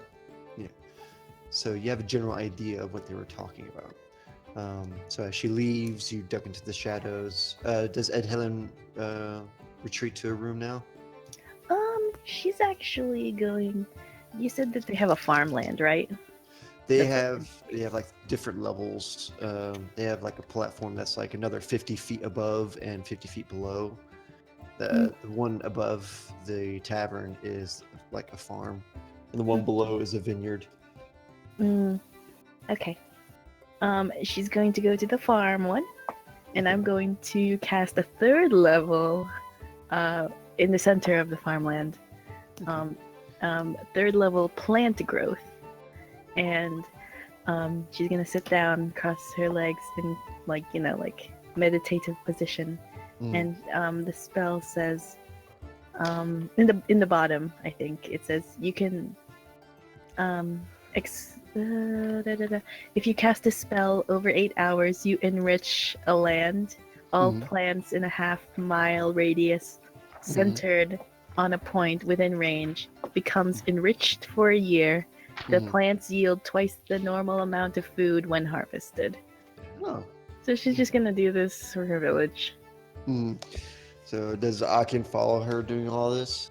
Yes. Okay, so you watch as she And as you ascend, like there's another set of stairs that that are accessible from the living quarters that do wind up. They have no need for security and whatnot, so it's easy to access for just about anybody with interest. Um, the platform is almost shaped like a pot, Hmm. that it is deep and recessed, allowing the soil to be gathered onto it. And it's very lush, ripe soil. Um, they have they have fields of various vegetables, like corn, wheat, and they have fruit gardens with apple trees, oranges, whatnot, and also vegetables. Just it's very neatly divided and well kept, and with uh, with Ed Helen seated in what should be seated in like the cornfield, for example. Mm. Ooh, can you describe which, like, the magic, how it looks? Yes, I How was just she's- wondering like which field she was taking. Oh, Is she sitting amongst the apple tree, the fruit trees? Is she in the Whichever. field of? Whichever is in the center. Like, she kind of wants to get Well, all of the. it's the Oh. tree itself is in the center. It's kind of like Oh. spread out. But I'll assume that like Yeah. the magic does spread through the trunk since Mhm. it is a plant. Mhm. So, and it's a mile radius. That's definitely going to cover the expanse of the Oh, good. accumulative fields. So I'll say you're seated amongst like the apple trees, like grass beneath your feet, Yes. neatly lined orchard, giving Aachen plenty of spots to hide behind Hmm. from the trees. The magic, as you sit down and meditate, like streams of arcane green energy begin to, at first, just exude from your form as if just radiating from your very body. And then as you concentrate further, the magical essence of your spell begins weaving, swirling like would you imagine like an eastern dragon just flying through the air. Countless other ribbons of green energy just continue spreading out and leaving in their wake a comet's tail of sparkles that seep into the plantation, the plants themselves, the soil, the bark of the tree that holds it upright. And these almost firefly-sized ribbons just continue just whipping about. And you see this as well, Aachen, these thin strings of energy just swirling about. They even pass through you as they tend to the orchard that you're hiding behind currently. Hmm. And this continues for quite some time. Just more of these fireflies of magical energy trailing behind them, ribbons of druidic magic behind them. It just continues to exude from her repeatedly. And do you just let her do this, or are you going to interrupt? He's sort of surprised by all of this, and he's definitely taking a look around at everything that's going on around him. But I think he's just gonna keep eyes and ears on her for now. Okay. So she will be doing this for another 8 hours. Yeah. He might nap at some point. Yeah. Yeah. So we'll say he decides to take a nap. Yeah. Oh, It's I feel like- bad. Yeah, like let's say like after 2 hours, like man, she's still going at it. Okay. Yeah. Yeah. At some So, point, Yeah. some so- point he'd take a little, maybe a 2 or 3 hour nap. Yeah. So he takes a sleep. So what does Ed Helen do as the last of the energy of the spell just pulsates from her? She's gonna look kind of tired. Like, whew, that took a lot of energy. And she's You going. do see that the plantation, like before, it seemed to be wilted from the corruption. Mhm. What lack of life there was is been banished away. Everything looks vibrant, healthy, and lush. The apples that hang above you seem riper, larger too. The oranges are plump and from the distance you can see that the cornfields are thick with yield. You can already get an impression of your magic did something, and it's going to do more as time progresses. She's happy about that, and she's just gonna go to the tree, where her old home used to be, where her dad The blessed tree. had the blessed tree. Yeah, Yeah. she's gonna So, sleep there. so Aachen, you hear Edhelen just wandering by, very happy with herself and with a destination focus. She doesn't notice you as she just walks by the very tree that you're hiding behind. You do hear her footsteps. She's not exactly trying to be stealthy about it. Mm-hmm. And so you wake to see Edhelen's form wandering back towards the stairs. She descends further down back to the tavern and crosses the rope bridge where Eldar had crossed himself. It's at this moment that, if you do follow her, that you notice that each tree seems to have its own unique decorum and structure. The blessed tree is formed kind of like a cake with a broad round platform with a smaller platform on top of it, and then a smaller platform on top of it, similar to a pyramid, I would say. And then that pyramid is inverted as the blessed tree homes descend further down in a mirror fashion, almost looking like a diamond in its shape. There are still many. The forest at night, as it is now, is almost pitch black, save for the light of fireflies. There is illumination along the rope bridges in magical lanterns that do not emit heat but light, that line the rope bridges and are placed in sconces along the outside of the structures. You, Edhelen, you ascend to the second level. The first level on both the upper and lower level are usually reserved as a healing ward for the sick and the wounded. The second and above floors are where the healers reside. And you return to a quaint abode. It's not very large, but it's enough space for you to have for yourself. It's a 2-bedroom abode with a single living common room, which is adjacent to a kitchen of sorts. With at one side your father's room, and on the other side your room. It is not locked, but considering the late hour, your father seems to have retired for the evening. Oh. Aachen, what do you do?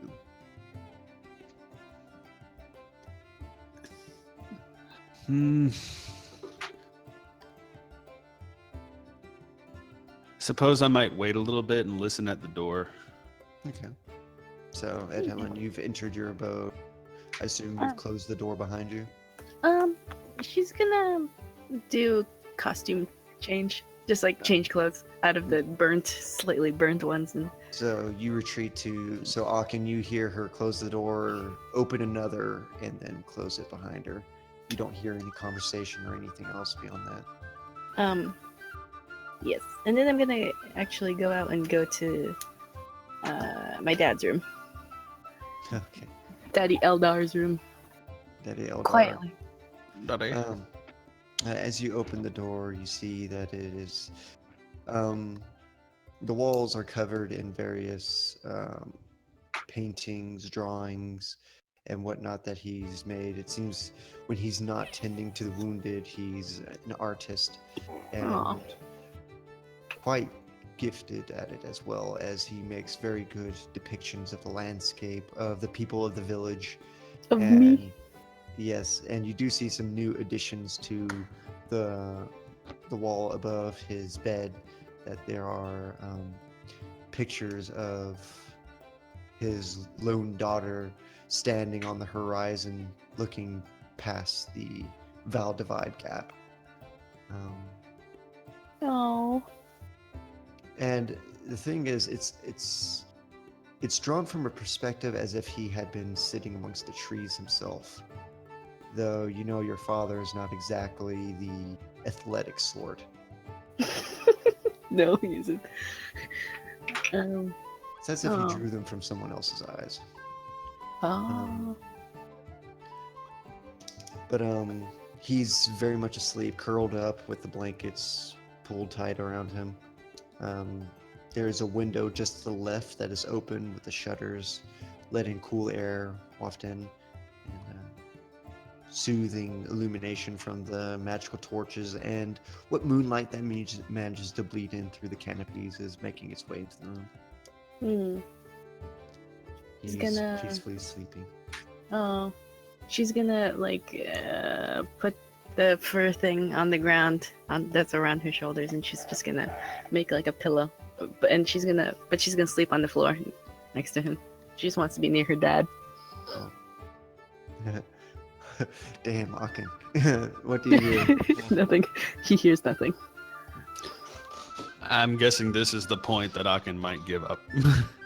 Well, Yeah. he doesn't know anything yet. He doesn't know what's going on just yet. This is where he saw her dad go, though, right? She saw this tree, and you could assume that that's the reason she came back. Yeah, so he's just gonna assume this is kind of her house, I guess. Mhm.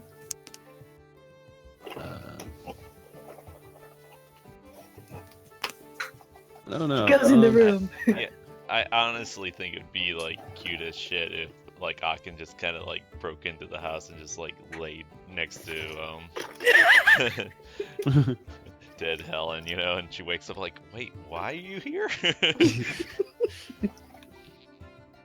I don't know, what would Akin do? I mean, if he had a very certain goal in mind, I don't think he'd be dissuaded so easily. Hmm. I think he might try to break in. Yeah. Oh, Uh, Akin. Okay. You test the doorknob. Open. No locks. No locks. I'm familiar with this concept. Stupid elves. Okay. You see a common room before you, furniture around a small table where a group of, say, 5 or 6 people can sit, with windows that are open, shutters wide open, that's looking out into the forest. There's a door to your left and a door slightly ajar to your right. Gonna peek into the slightly ajar door. It is there that you see Ed Helen just now laying herself out onto the floor with her fur pelt serving as a pillow. Hmm. Okay. So it looks like she's going to sleep, and Mhm. her dad's in the same room. Yeah. Mhm. He's on the bed. She's on the ground. Yeah, you can hear the faint snoring of a male elf. Okay, I want to try looking around the house a little more. Okay. Oh gosh. Uh, You can't steal anything. They don't have gold. make an investigation check. Investigation is +4, so 12. 12. Yeah. Is there anything specific you're looking for? I think Akin's looking for information, so he might look for papers or parchments or anything, books perhaps. You do see that there are shelves on bookshelves on either side of the common room that are lined with books, all written in Elvish. Some of them appear to be leather-bound tomes that are similar to journals Hmm. that you'd be familiar with from your own history and investigation. However, upon plucking one of them and opening it, it's in Elvish. Of course. I didn't know what I was expecting. I was kind of expecting him to read it, be able to read it too.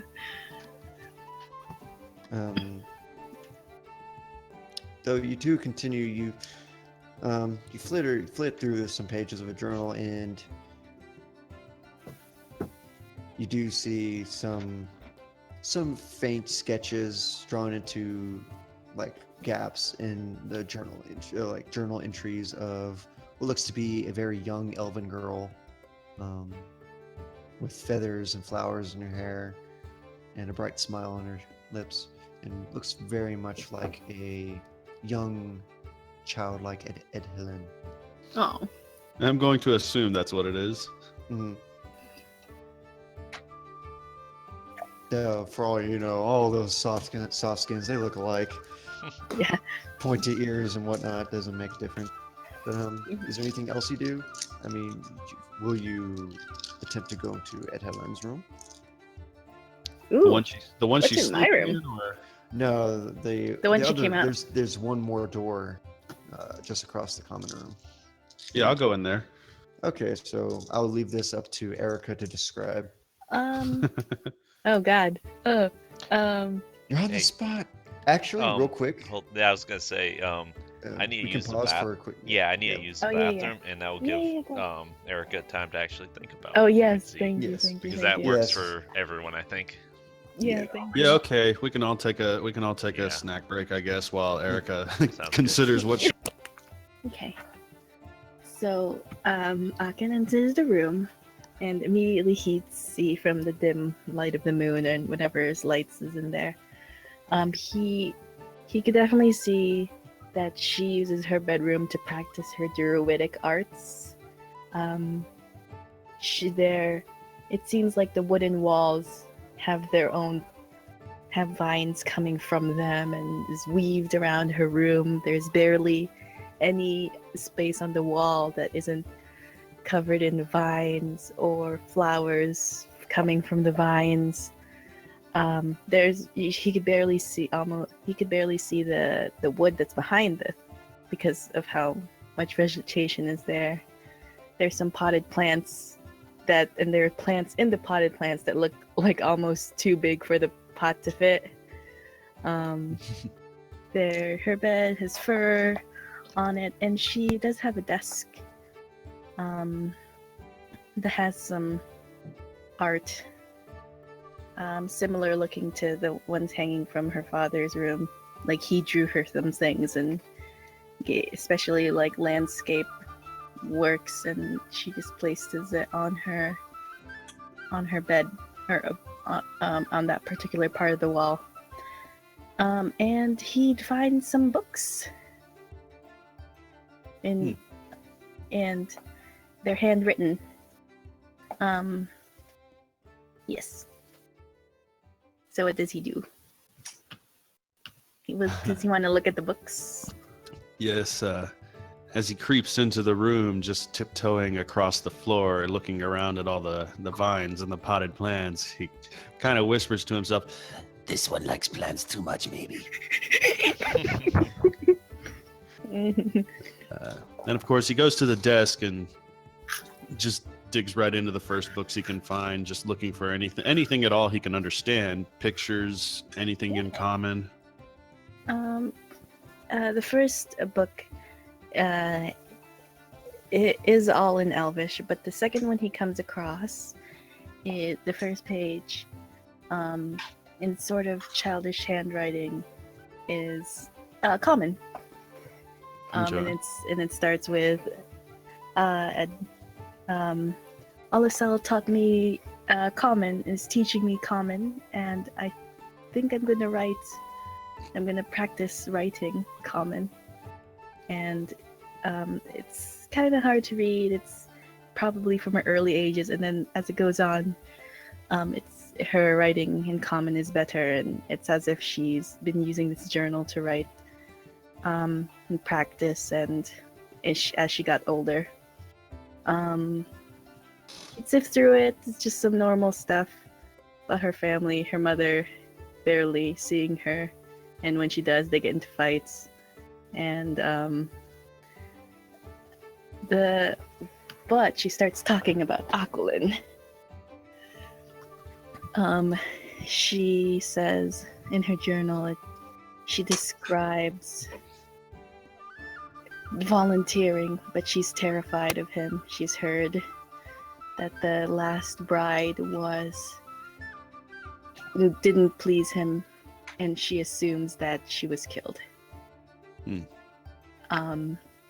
And as he reads further, she describes him as a man she has to entertain him. He gets bored like a ruler would in the lonely mountain, not talking to anyone else.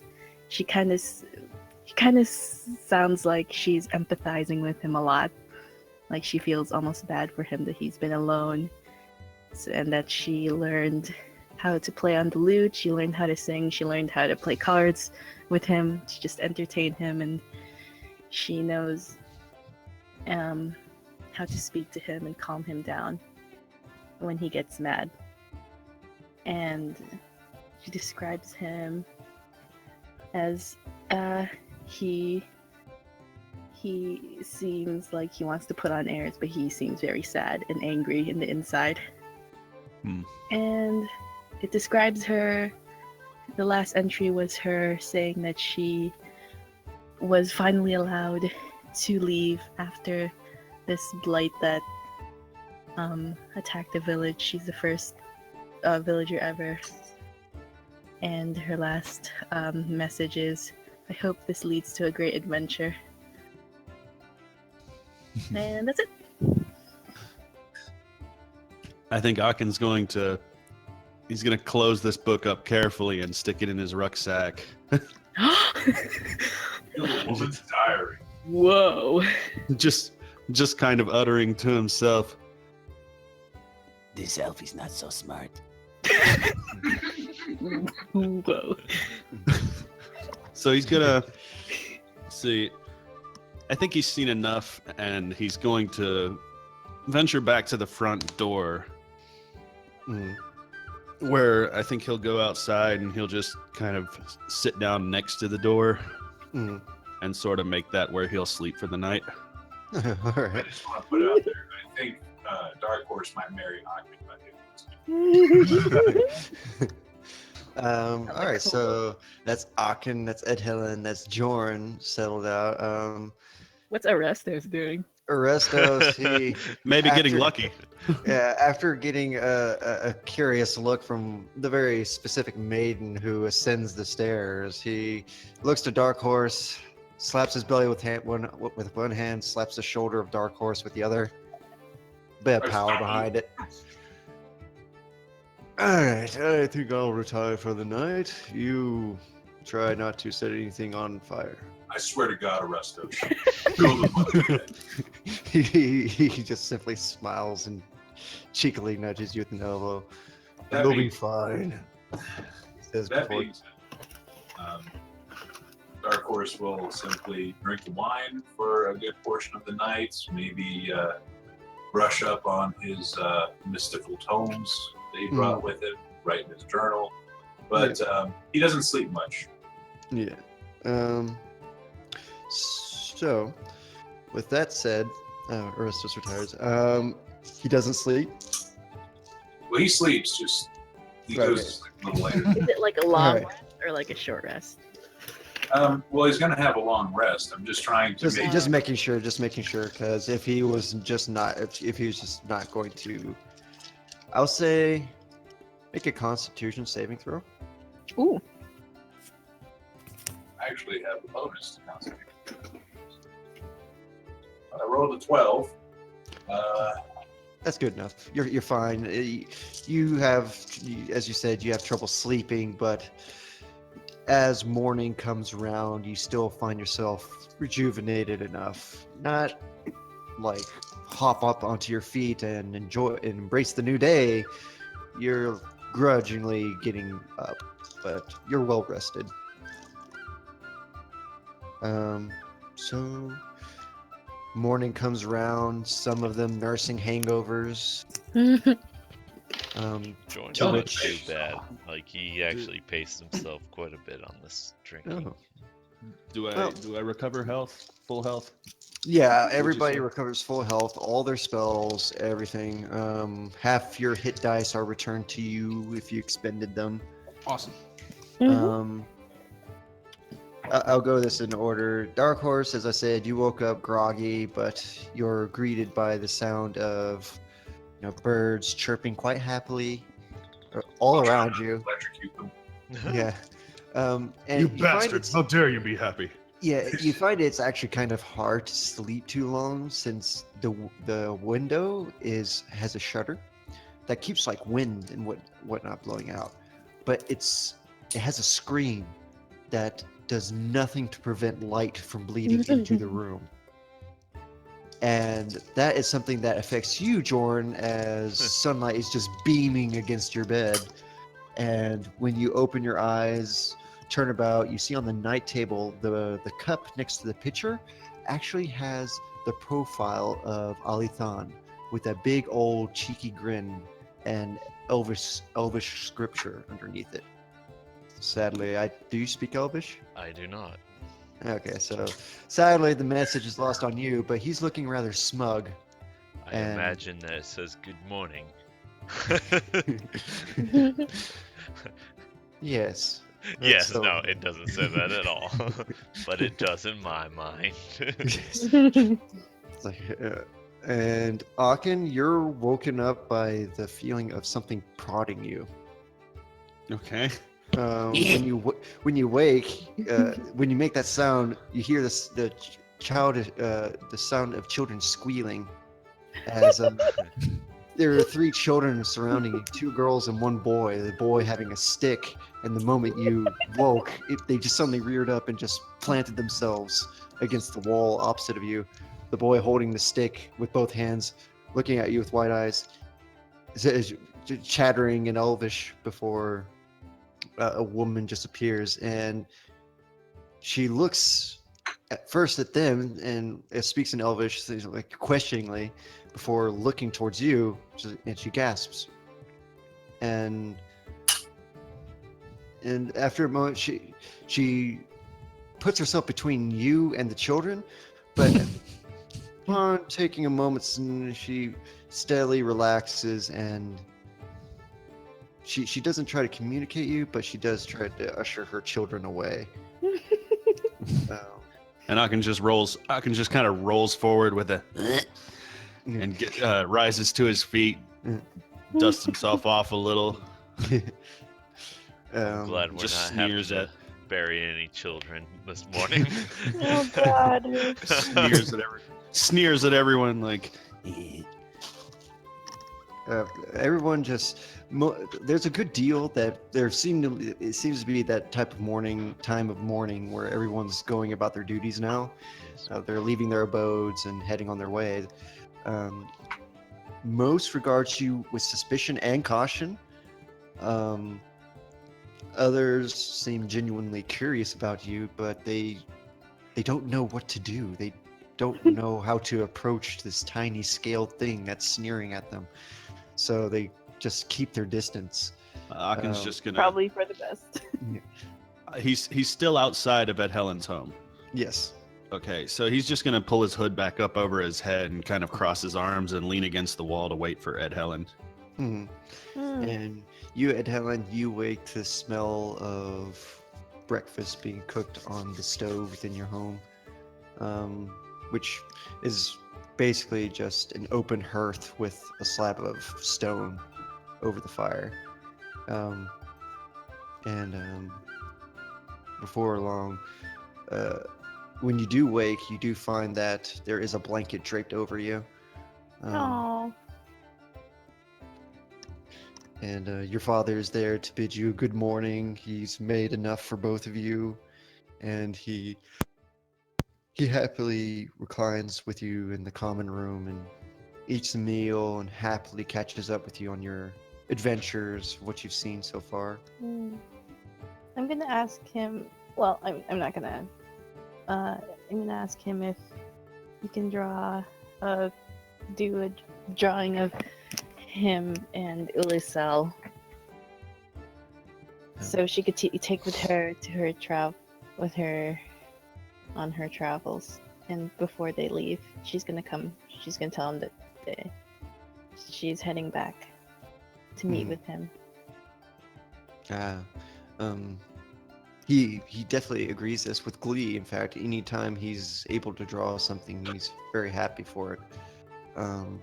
Though hearing that you're going to Aquilin, his face is dominated with that expression of sorrow, and it seems like every time you left the village, he never hid his emotions very well, and you always got the impression that he felt that every time you left to see Aquilin might have been the last time he would see you. So, but he does understand, and he does agree to it, and promises that it will be ready by the time you return. Okay. She gives him a hug He and returns kiss it. on the head, and then she heads out. To which, does she see Akin, or is he sneaking about again? He's just leaning against the wall. He's no longer trying to hide.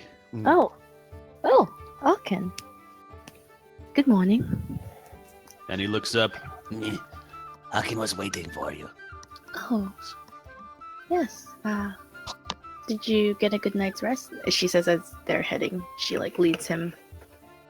He nods and just kind of follows along.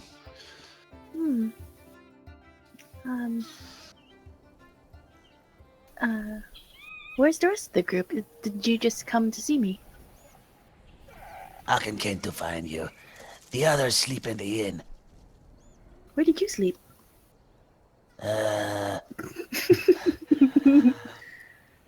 Akin also slept at the inn. Oh. She's not gonna. She doesn't care. Well, I mean, she's She has not no reason actively- not to. Yeah, she has no reason not to believe. She's not actively looking for deception. Oh. Well, that's good.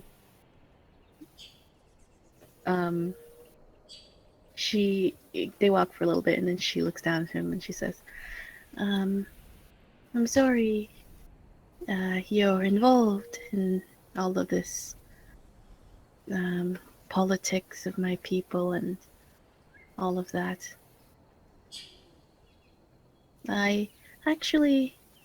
What do you think of the situation? You have an outside opinion. I know Joron means well, and so does Dark Horse, but I actually want to see what you think. It's at this point that Akin actually looks up at her and stares at her for a little bit, looking quite thoughtful from within his hood, before he looks ahead again to the direction they're going, and he says, Akin's tribe was...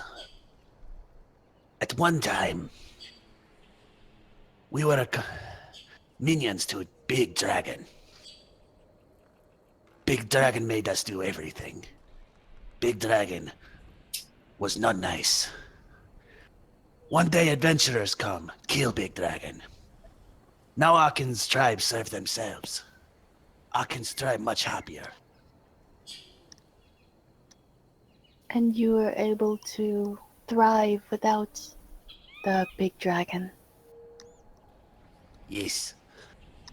Akin's brother. Very smart kobold.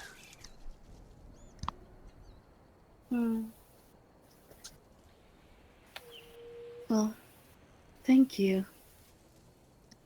That's good to hear.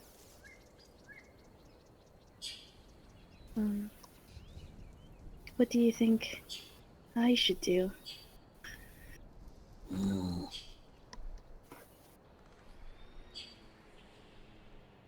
Akin thinks...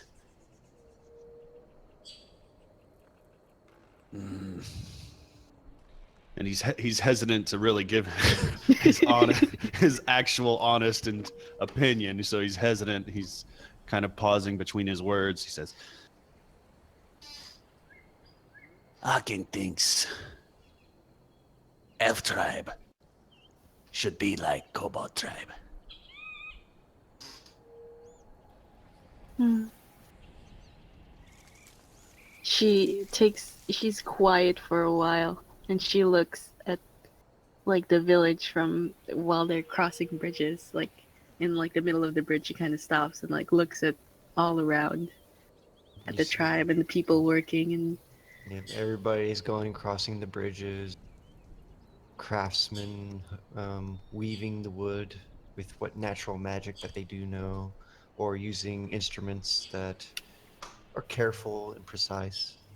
You see up in the fields above the Talroon Tavern, you see farmers working through the fields. Hmm. See leaf stalkers descending the trunks to give their fellows a reprieve. You also see from the communal tree where the speech was held by Altus. You see children running about. What few children there are, since the elves don't exactly have a high reproduction rate. hmm You do see them running about, giggling. do they have the toys that I got him? It's a bit hard to see from the distance that you're at, Mhm. but you like to think so. No. And Helen takes a moment. She says, "I don't know how I'm gonna do it, but I wish that too." Aachen just looks up at her again and reminds her, You have friends. Don't forget. You have partners. You have small tribe. Actually, she kind of raises her eyebrow and is kind of smiling. Are you talking about our group? Yes. Yes. Do you think? Oh, am I your friend? Kind of she's teasing him, but Oh, also boy. genuinely wants to know. he like grimaces a little bit and says, Friend, yes. Oh, I was I'm- kind of hoping he was going to go all Sundari on this. yeah, he's gonna kick. He's gonna punch her thigh again. It's not like I like you or anything, Baka. She It's not that I like you, Baka. see that right "No, now. nothing like that. It's just." Friend, yes. Oh. I think you're my friend too, Aachen. Even though you did punch me in the thigh. I think that there's nothing wrong with a punch or two exchanged between friends. I'm glad you think so. Oh, Dark Horse says from the distance. And then yeah, they're gonna head to. She's gonna keep going to the inn unless he wants to say more stuff. He's content to just follow back to the inn. All right, so everybody, I assume at this point, has regathered at the Talroon Tavern in the common area. Arestos is the last, and as he's descending the stairs, blushing elvish maiden is rushing Ooh. from behind him and around him, straightening my. herself. Not so much a maiden anymore. Sorry. He does, he walks up to Ed Helen and gives her a nudge. If only those existed in this universe. Sadly, he would do like the up high. Yeah, But you're he- welcome. Yeah, he simply just nods and gives a big old smile. It was worth fighting through a crypt of undead creatures. I'm glad. She like It's- passes back. Are Mm. you ready? Are you ready to set out? Is the group ready to set out? Yes. Sure. Aachen is ready. Before you do leave, Alithon appears, bright and jovial with a flourish. Oh, good evening, my adventurer friends. Oh, He's so fey. yeah, he's so fair.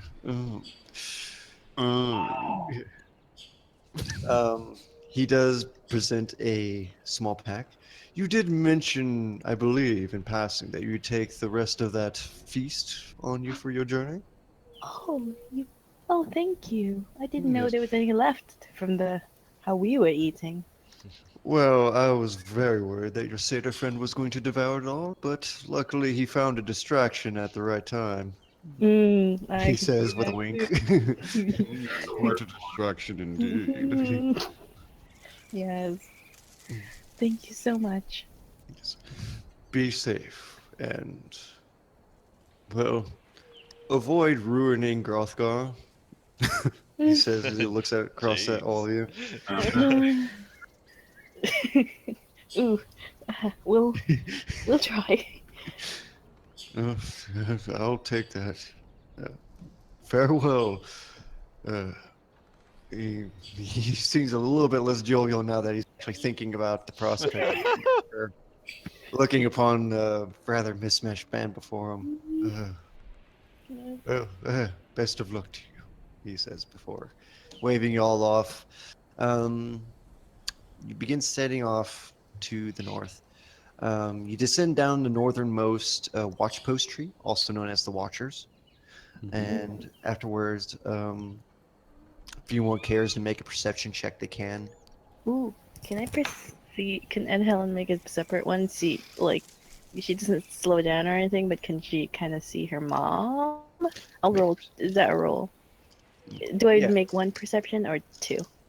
You can make just one perception, and we'll see how good it is. Okay. I got a 12. 12. Yes. Everyone's wrong. 14. 13. 16. 16.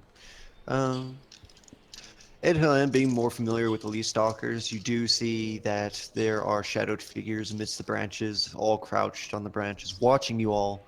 Though, unlike the first time you encountered them, they do not have arrows drawn. Uh, they are simply observing you as you descend, though the shadows are too thick for even you to really make out any specific features. Though you do know that your mother is rather unique in her appearance. Unlike most leaf stalkers, she wears a wooden mask in addition to the cloth mask that goes up to the nose. Jorn, however, you do see that there is one female figure that seems to be more intent on the group than the others, whereas the others are simply casually watching you. She seems to almost be looking upon you with almost like the intent of a predator. She has long, lustrous brown locks of hair, and you do see what seems a luster of wood across her face. Oh.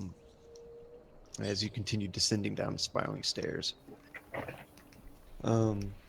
You eventually come to the forest floor and begin marching northward. And it's not too long before you see that the trees are dramatically growing smaller in comparison to the Grothgar trees.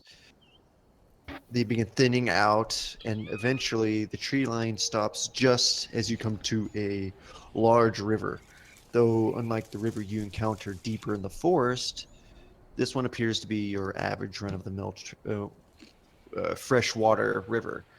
And just across it is this sprawling plain of tall grass.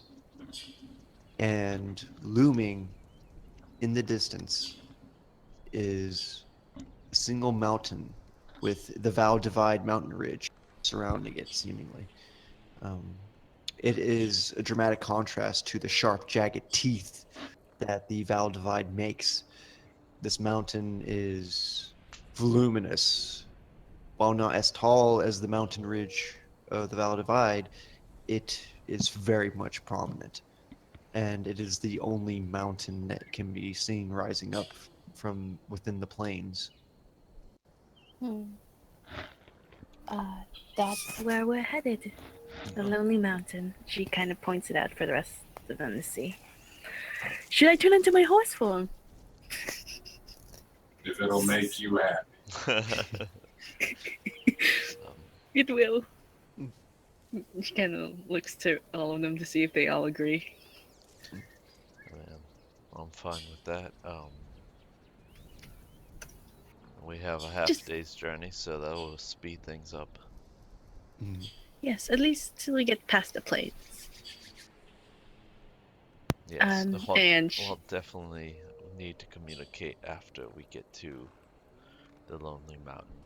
That's for sure. okay. Horse form. Horse form. No, war horse form. Yep. Yep. War horse form. Boosh. Dark horse form. Dark. Yeah. Oh, yes. Massive war horse. As you do, you see Akin, did we agree that your rucksack was still attached to her as a saddlebag? I can't remember. Yeah, I believe we did. Yeah, we'll say for now, you as you appear, the saddle is there with a makeshift saddle bag hanging off of her, almost directly connected to the saddle, which is why I figure it probably managed to meld with her. It's Who currently all- it's currently empty though, I believe. Yes, you managed to empty everything out from your pack into the magical one that you're currently carrying around with you now. So who all is getting on the horse? What order? Blah, I'm blah, blah. Akin Getting will on hop the up at the horse. neck like he usually does. Acrobatics check. Oh, shit. I'll be a dark horse sandwich. K6. I guess that means 6. I'm on the rear.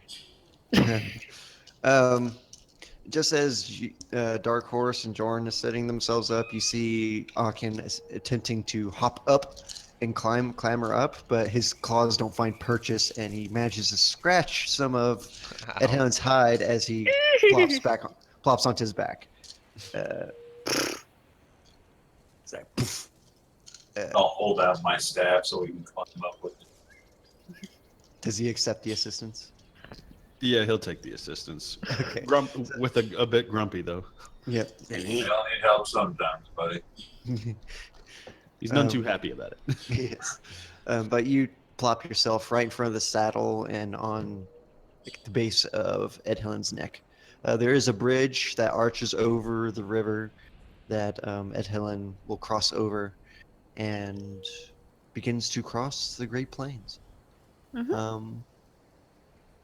As you continue to do so, I would like a group perception check, please. Okay. Ah, dang it! I dropped it off the table. Nat 20. Oh, nice. 14. My nat 20 I'll is way try too this on a again. perception check. Ugh. And I won't be getting any more Mine of will those be today. a 10. Yeah. That'll be 10.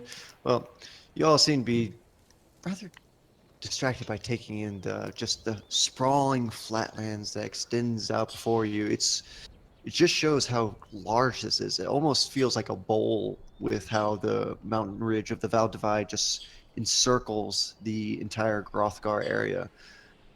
But despite this, it seems just immense. Akin, Mhm. you hear the thundering of hooves coming from the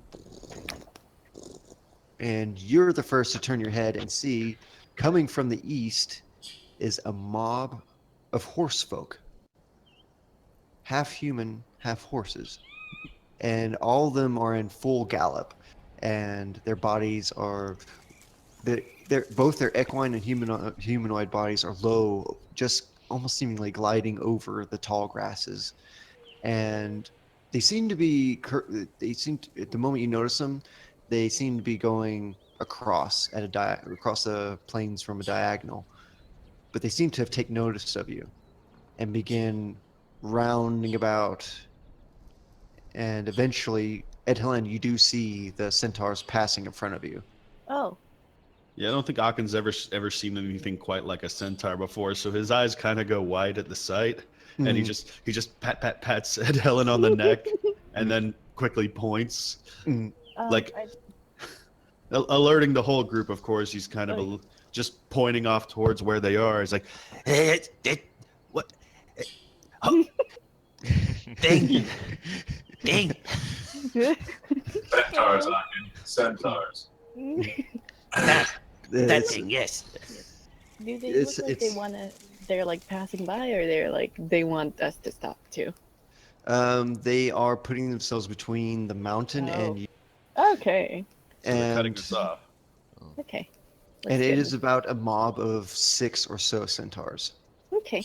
And at the lead is a female centaur, one that seems to be rather large. And give me a moment. This is going to be an interesting situation. You see amongst the various centaurs that they all have a variety of weapons. Across the humanoid forms, the humanoid torso that they possess is covered in a smattering of war paint.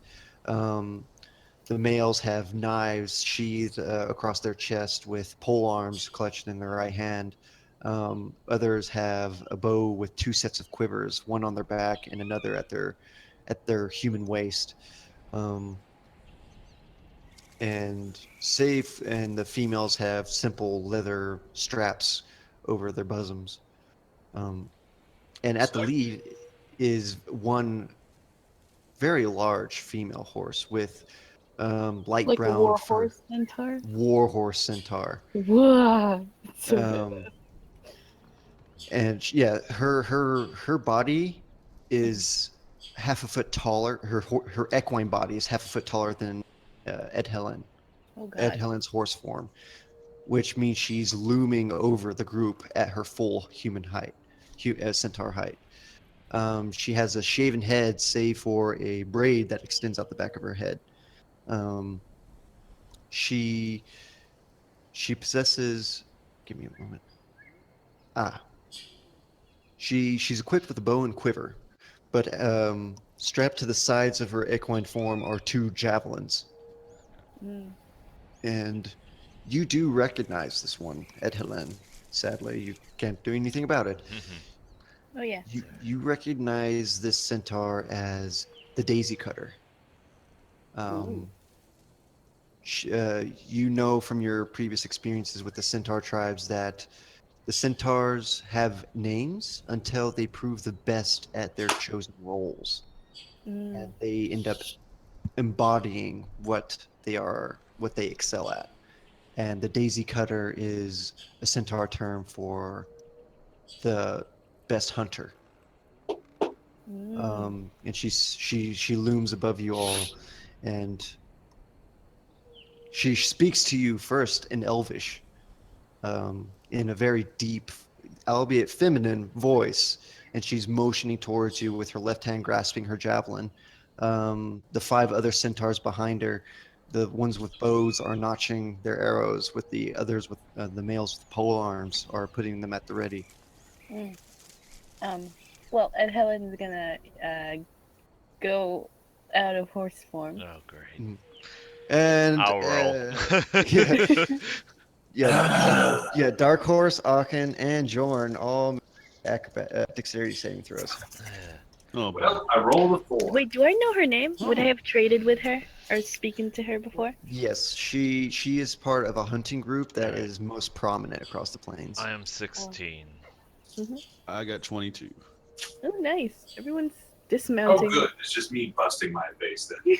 Yeah, Jorn, you learned your lesson from the last time she Imagine melted her so. form. You almost, as her form is shrinking, you just lift your leg and slide off the side of her. And Aachen, you just hop off her neck. Dark Horse, you're not so quick to the take. And Yumi just slam right onto your back. Oh, I love bars. You take 2 points of falling and dignity damage. I reach my hand out to Dark Dude, Horse it's to the help worst. him up on his feet, and I say, "Yeah, she did that to me too. It really sucks." I will never ride that damn horse again. And I help him up. That's As the elf transforms, however, the javelin is brought overhead by Daisy Cutter and seems like almost in stabbing motion until she sees the form and she Hello. stops. What's her name again? Do it. Daisy Cutter. She Oh, usually Daisy prefers- Cutter. Oh, Yeah. I thought the whole group was called Daisy Cutter. No, she herself is the Daisy Oh, Cutter. It's the singular role. She's the head huntress. Oh, Huntress. okay. This seems to be an issue. Hello, Daisy Cutter. It's me. It's just me, and this is my traveling group. She says in Elvish. She I don't know what pauses. to say. Yes, you don't know what she's saying. She puts her hands up though, like, hey, it's all right. Don't. she gets in the way of like the javelin and the Mm. group. Yeah, Kinda steps the javelin is held aloft for a moment until she recognizes speak. She slowly lowers it and puts it back in its strap on the side of her saddle. And with a snort and a stamp of her hoof, the group behind her also relaxes somewhat. She looks sternly upon you. She's like, "The outsiders, they are not. Aquilin allows their presence." Oh, yes, yes. We actually, me and the group, we actually were able to purify the blight that was in this area. I wouldn't have been able to do this without him. And we were all summoned to meet with Aquilin. Hmm. It would seem so. It has been some time since I saw you walking the plains. But very well. If the Aquilin has called, then she looks hesitant upon the group. We shall guide and ensure your safety. We have been patrolling the plains to ensure that none of the darkness within the forest manages to get to the Lonely Mountain or to our herd. Oh, no need to worry about that anymore. Mm-hmm. Yes. Were we cured it yesterday, and did it change anything in the plains? Is there still some blight, or? There are, but they are weak. They are Mm. easy to hunt. We kill them with almost no effort. They will not be a problem for long. After Oh. what has happened in the forest, after the bright light. And with that, she just simply begins turning and clopping off. Oh. She does huff and looks over her shoulder at you, at Helen, and she says, Sorry, go ahead. "I do know that to shape your form, it is not easy, Ed Helen. So I will allow you to ride this once," she says, and she looks to the others.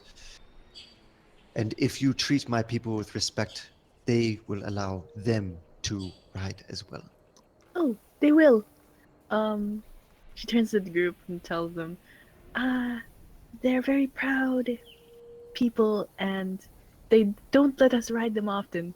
I'm actually trying to hide my excitement because this is the first time she's ever let me ride her. So, they're gonna escort us to the Lonely Mountain. So just be careful. Wait, are you saying that they're letting us ride them? Yes, Huh. It's fine, Joran. It's fine. Oh, that's. I mean, I'm fine with it. It's just if they don't let many people ride them, I feel like this might be just kind of a weird thing. I don't know. Meanwhile, Because we Dark could Horse we could walk if it's too like weird for them, I guess. This is the last one. This is Joran. This is gonna be one of the last times you're ever gonna ride a centaur. Dark Horse is already walking. Yeah, Dark Horse. Alright. Daisy I won't Cutter be actually uncomfortable with it. I just don't know how they feel. Daisy Cutter actually seeing, like, she doesn't understand what Jordan is saying, but she does see the hesitation, and she gives an impatient snort, almost like a horse would, and with an annoyed count, she just begins striding over to you, Jorn, looming above you. She comes to you about a height of, with her human form included, to almost 9 feet tall. Oh Jesus! And she just points at you and then points at one of her followers. I guess I get on then to one of her followers. Yeah. I shall as well. Yeah. I'm gonna And get then on she- her. This is awesome. And then she speaks in a tongue that you, Ed Helen, are not familiar with, but, well, you haven't learned the language of the centaurs. They tend to speak a dialect of Sylvan as opposed to any other language. One that you haven't quite been able to learn. They're rather strict about their languages. They seem content to speak Elvish to the outside, to the Grothgar villagers. You all come to your horses. They begrudgingly accept you. And well, except for the one that gets Aachen, who kind of just reaches down with like the butt end of a spear, hooks his hood, and then lifts him up and onto his back. Like Aachen hisses and kicks a little, like yeah.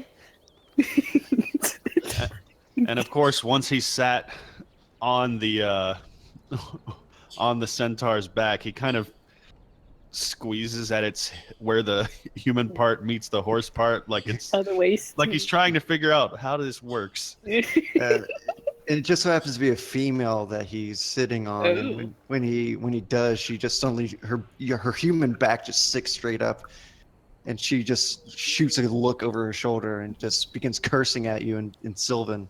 It's like Kasika, Diaka. Ah! And of course, him not understanding just kind of looks up at her with a tilt of his head and just squeezes her hips again.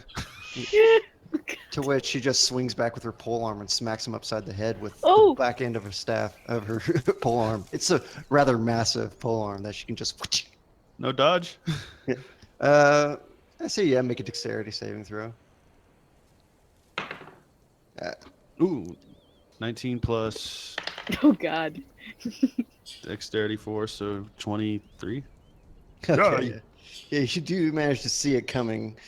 So you duck your head. She doesn't hit herself with it, of course, but she simply just looks at you glaring, as if saying, like, has the message been received? Don't touch me. I think Is- he Well, might. how's he gonna hold on. I think he might like poke the small of her back. Oh, good. Oh, good. Oh, good. I'm glad. And then she just begins speaking to Daisy Cutter, and Daisy Cutter just merely rolls her eyes and bolts off. Okay.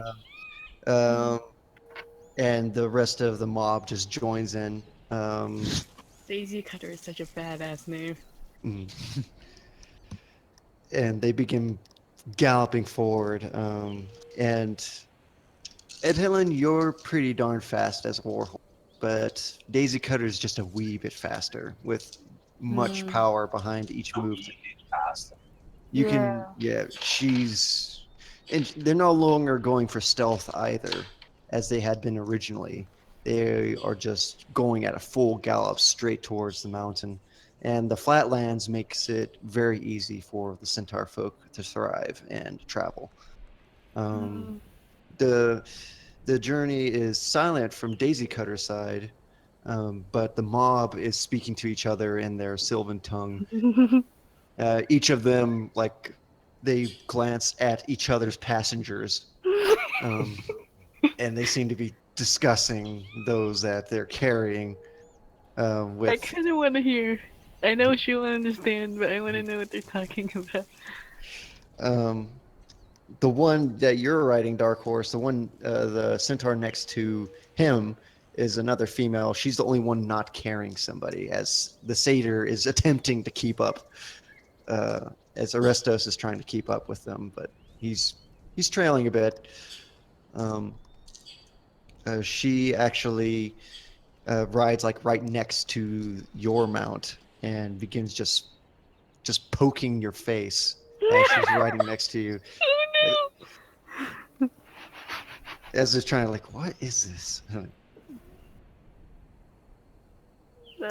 JC, you there? Yes. Mm. Oh Yep. gosh. No response to the face poking by the centaur lady. I'm so sorry. I just received a message from somebody I've been waiting for. I didn't mean to zone out. Could you please repeat? As everybody's at a full gallop approaching the Lonely Mountain, and you're on a male centaur's back currently. And All right. the only one that doesn't have a passenger is a female, and she seems to be galloping right next to your mount, and she just reaches over and begins poking like your arm and any exposed scales that you might have, as if trying to get a feel for them, with a very confused expression on her face. Well, he would have been trying to read as they went, and as he feels a poke, he would look up, understanding what curiosity looks like, and he would speak, of course, in common. Yeah. If you have any questions, I'd be happy to answer them. Yeah, to which she just looks at you, obviously not understanding, but she gives a shrug of her shoulders as if her curiosity was sated for the time being, and resumes just scalping. I'm not wasting a 3rd level spell slot for a casual conversation. Heard that. Oh wow. You got like an understand language spell? I have tongues, which allows me to speak with anybody as long as I touch them. Well, she touched you. Does that But count? he has to channel the spell Yeah, though. Mm. he doesn't want to do that, which I totally agree with because it would be a casual conversation. Yeah. The centaur manages to cut your trip well in half. What would have taken you half a day now only took you just a series of hours. Though the ride was rough, as you're not riding bareback, so to say. There is leather straps that is serviceable as armor to them, but is certainly not made for somebody to be riding upon. So it's not the most comfortable ride, and you can feel it in the insides of your thighs with the leather just slamming up into you. And they aren't being very gentle either. But before long, you do come up to the lonely mountain, to the foot of it, and it is there that they urge you off. Aachen, the one carrying you, immediately begins prodding you incessantly in the side with her pole arms, like, get off you. I will dismember. I think as Zakin hops down, he's just gonna like kind of pinch her side one more time, and then quickly retreat. Just kind of. I kind of want there to be a romance between Aachen and a centaur lady. I ship it. The spot that he had just fled from is immediately occupied with the head of a polearm, just slamming into the ground, like. And she seems almost as if she's going to follow through with another, but one of her companions manages to rear her. She just continues cursing in her sylvan tongue while glaring at the little Aachen with a flushed face at that. So, and with that, Daisy Cutter looks to you, and she looks to her mob before she looks back to you. It's like, never again. And then she Oh no! Wait. she raises her hand. I hope to see you walk these plains again. And she says, giving a wary glance up to the lonely mountain before she turns and with a whistle calls her mob as they gallop off into the plains once more.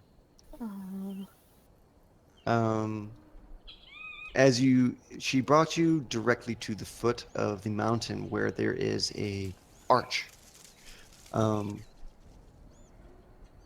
An elvish archway looming over the stairs that also dissolves into a well-worn trail of a mountain path that winds up the mountain towards various entrances into the Lonely Mountain.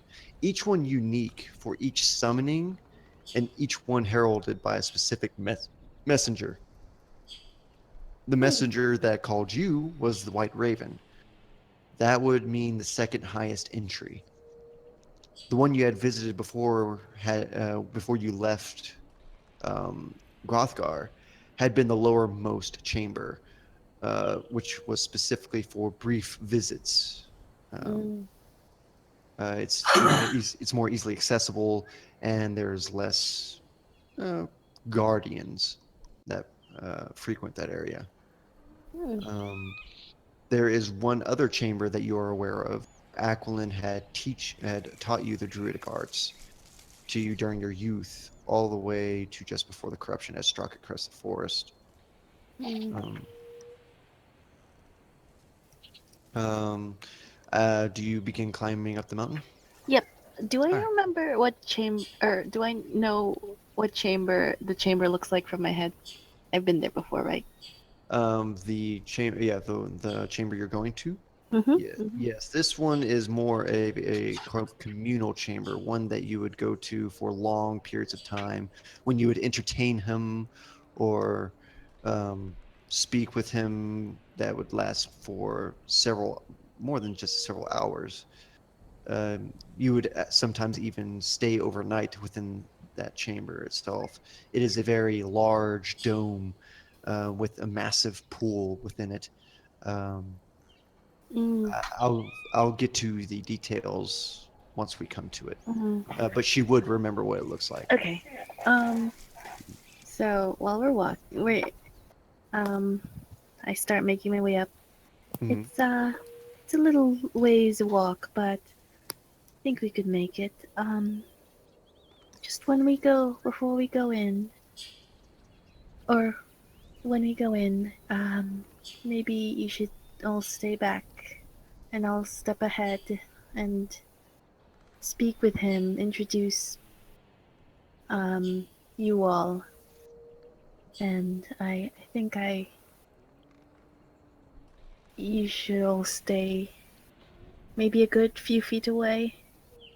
He's never he's never had visitors before, not even people of our village, so I'm not quite sure how to do this. We can follow your lead, Ed Helen. I'll do But- as instructed. Yes. I was always free to speak to him as I wished. Um, I think with you, since I think you should speak in a if he speaks to you first. I don't know how turns work. That's how I spoke to him when I first met him. I didn't speak unless he spoke to me. I'm more free to speak now, but I think we should have that rule with you all. Well, let me ask you this, Ed Helen. Mm-hmm. I am more than fine with doing that. I don't want to be in a scenario where we can't hear what he is saying to you, though. Oh yes, you'll be close enough to hear him. Elvish. Yeah, He- that's another Oh. issue. Oh yes. If you do recall, he did have the Raven speak in common. That is true, but Yeah, I was just pointing. I feel that transparency will be the key in this conversation. I don't know how to put this slightly, but it concerns me on how he has been, from what I understand, in the past. And this will be the first time you have seen him since you left for your journey. Mm-hmm. He doesn't seem like a reasonable kind of person. And Bird. or creature, whatever he is. Well, I don't know. I want to know what he's about to say to you, but if he's speaking in Elvish and we can't understand, it's gonna cloud matters quite a bit. I'll ask him to speak in common. I'll Alright. make that request, and we were able to successfully cure the blight, and that's what I was set out to do. And I think he will be pleased at this. I've had summons where he would summon me out of anger, not towards me, but to be perhaps something that the villagers or, and it's different. I don't know.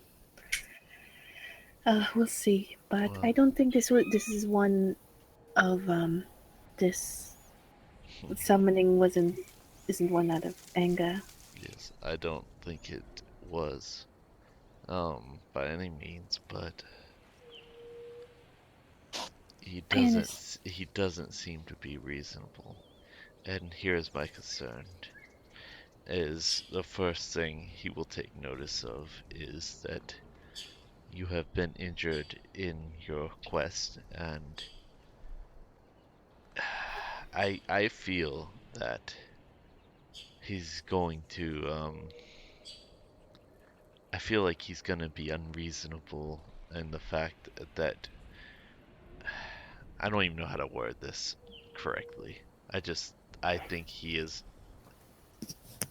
I don't know. If he is angry, I I'm not going to put up with it. Is what I'm saying. Sure. Yes.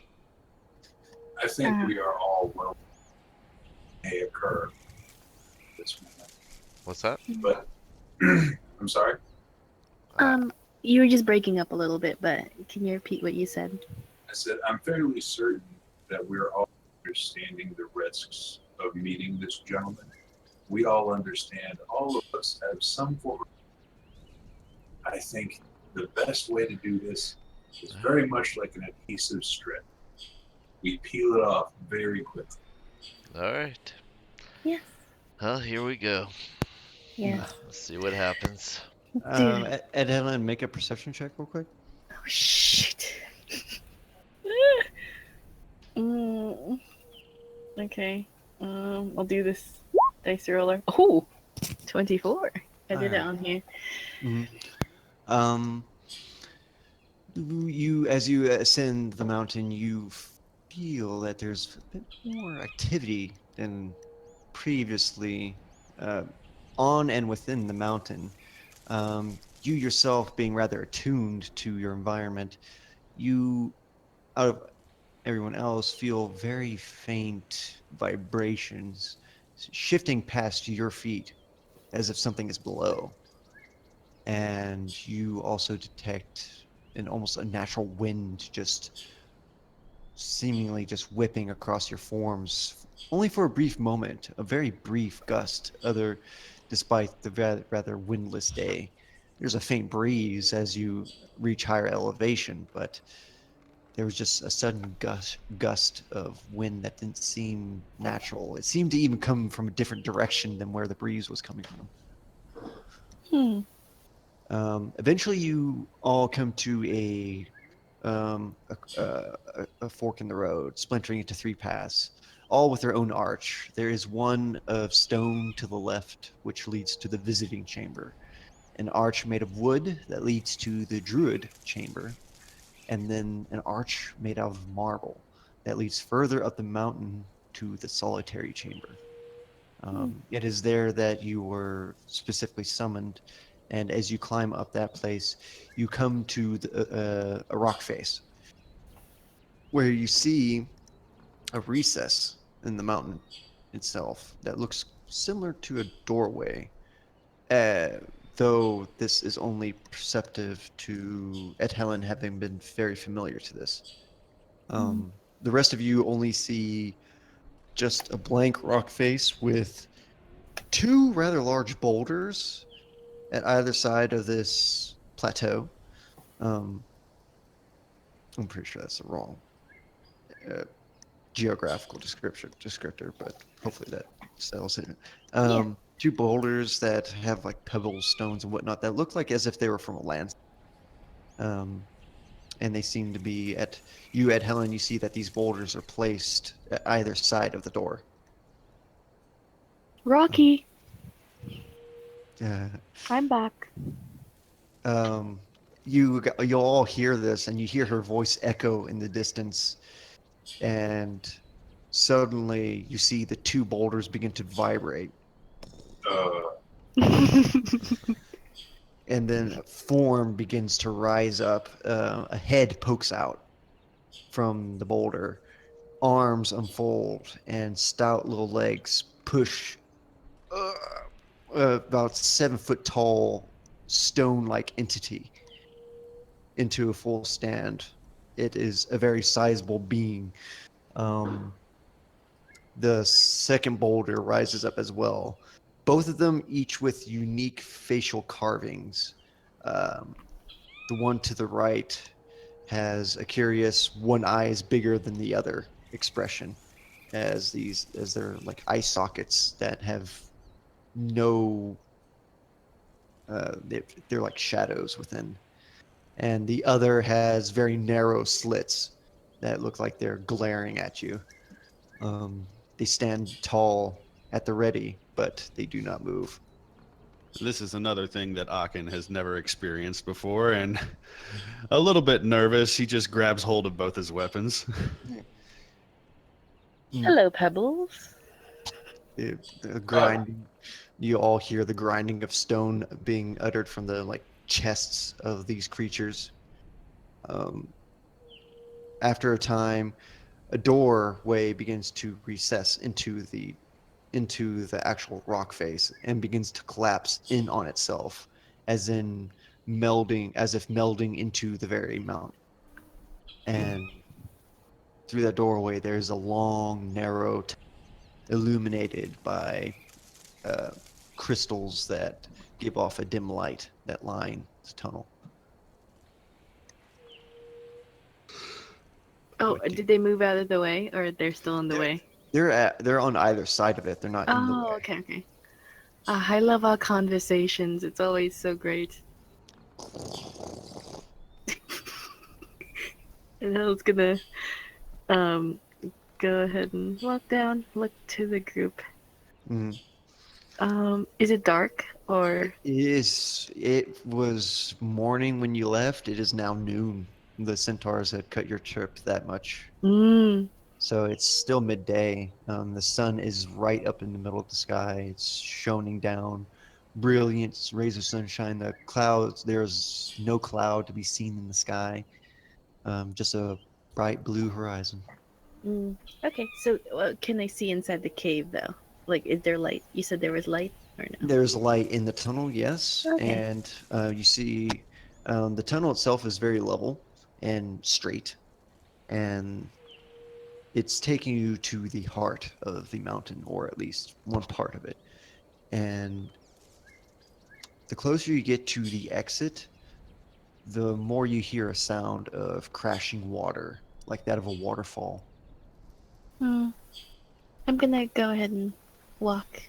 It's not much further. I'm gonna go ahead to assure the group that this is the way. Mm. Well, then I You will all- follow. You all continue, and as you near the exit of the tunnel, you feel the cool yet soothing spray of water just rushing in. As you exit the tunnel, you enter this large dome and chamber with a set of 4 narrow waterfalls spilling from each corner of the chamber, 2 of which are straddling the thin, narrow stone pathway that leads to a large, round platform.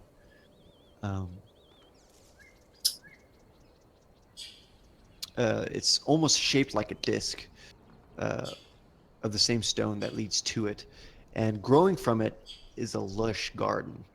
The native species of flora in Gothgar all inhabit that wild garden, with even a few small trees spotted here and there.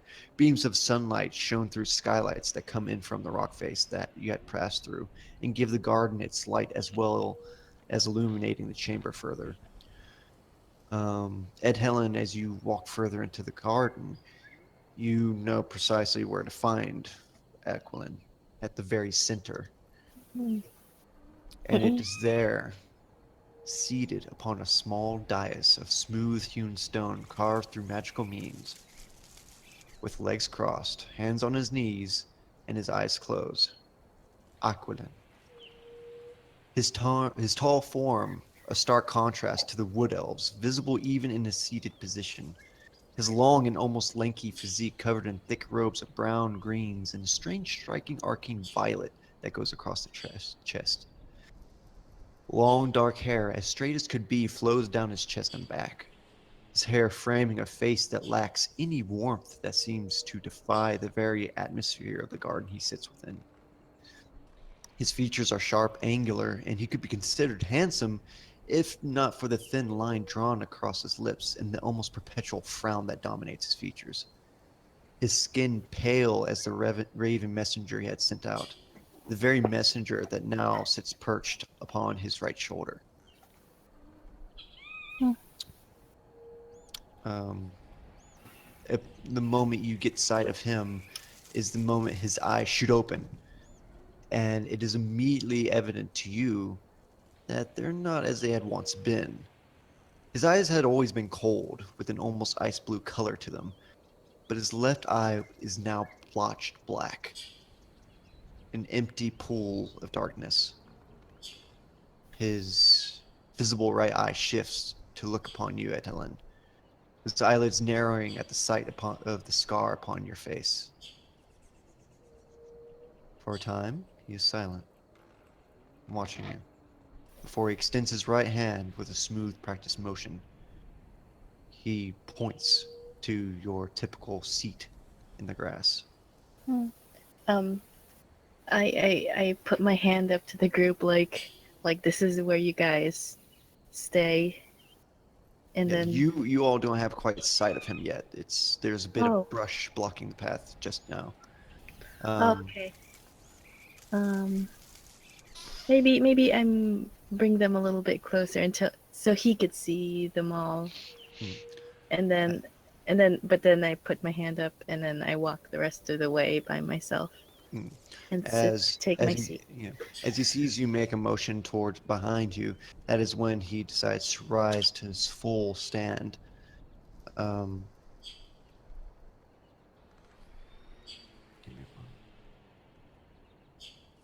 Oh shoot! he's no longer seated. He stands tall with his hands laced together and set at his stomach. And those that reveal themselves, he inspects with cold, calculating curiosity. Ditto. I'd like if Akin could be kind of behind the group and attempt to stealth. All right, roll for stealth. We got a 23.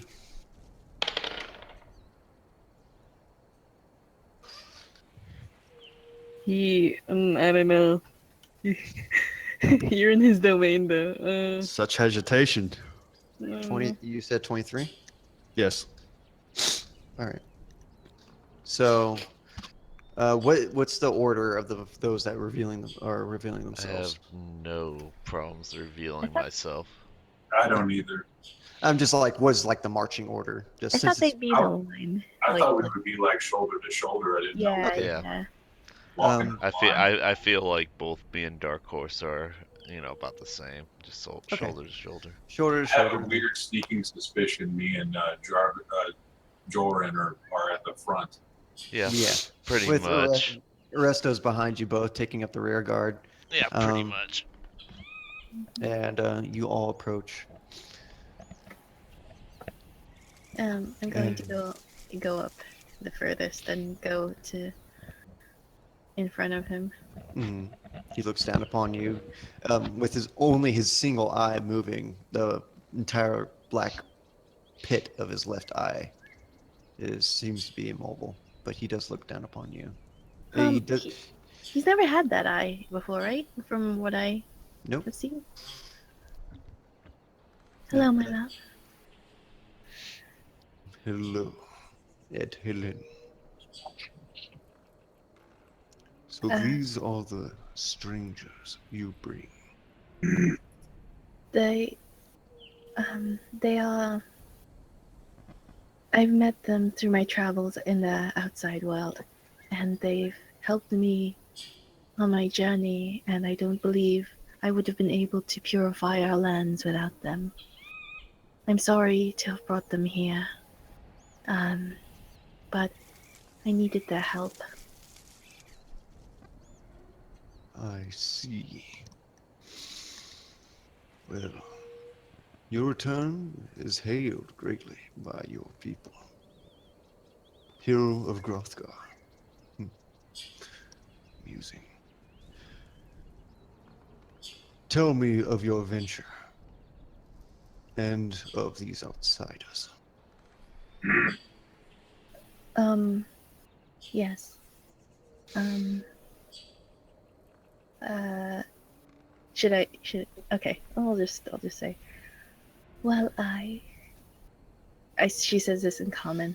Well, I first came to Valenfort, and, If you we, wish, we can assume that yeah. you just regale them with the Yeah. tale, but you can be Okay. specific when introducing the actual characters. Yes.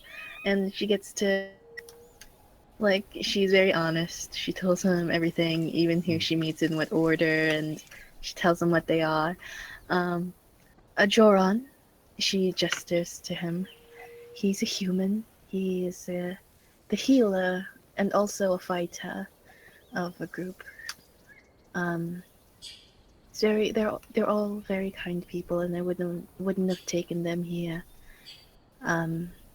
if I knew that they were a threat to anyone. And she says this all in common too, Yes. so they can understand. She gestures to Arestos. Mhm. She said he's a satyr from the Emerald Wilds. He helped me during when we cured the blight from the Emerald Wilds, and he's very strong in combat and very gentle outside of combat. She gestures to Dark Horse, and she said, "This is Dark Horse. He is Dragonborn, a sorcerer." She says, like, as if she doesn't quite know. He's strong. Yes, he's powerful in magic, and he's helped me quite a lot in my journey. And there's also Aken. Shit. It sucks. He nods his head and he actually points directly towards where Aachen is hiding. You mean the little one? Aken, sorry. It- Yes. He doesn't seem surprised. He actually gives off the impression that he was aware of where Aachen was. Mm. Yes. He's a kobold. And Underdark dwellers. You carry with you some interesting servants. my love, I wouldn't think of them as servants. They helped me in my quest. And May I just take a moment to just put a hand on Joran's shoulder and just leave it there? Every time he says servant, I just squeeze a little harder. I like to think of them not as servants, but as companions in a journey. They helped me quite a lot, and I wouldn't have come out alive without them. I see. So, do you know the source of the corruption? We believe it is. Shoot, what? I have my papers for it. We believe it is coming from this half demon. Did we get an? Oh, I don't have my papers. Did we get an? Do you guys have the name of the demon? Golthias. Golthias. You're welcome. Thank you. It's coming from a half demon called Golthias. And she describes what he looks like, red and black. Would you happen to know anything about that? Other than that, we don't know. Well, I had hoped you'd find out more. Golthias was not a demon. What you described to me was a cambion. Oh yes. As you did aptly describe them as a half demon, and that is what they are. Golthias, however, is a myth, a legend of a vampire of great power that left in the wake of his death. He thinks for a moment. He sneers. So that is what plagued us, did it? Gulthias tree. He takes a moment, and he's been speaking in common as well, as though each word is uttered with distaste, as if he feels lesser for speaking it. Mm. His eyes never really, save for short glances to your group, his attention is solely focused upon you. Mm-hmm. Just want to note, Akin, even though Akin knows that Aquilin knows where he is, he's not revealing himself, and he's currently just digging through his bag of semi-holding. Okay. Oh, what? Okay. All right. He continues on. I should have known. I had never encountered this, even before, even during my youth, but in my studies. The Gulthias tree is an interesting phenomenon, where deeds of great evil are committed,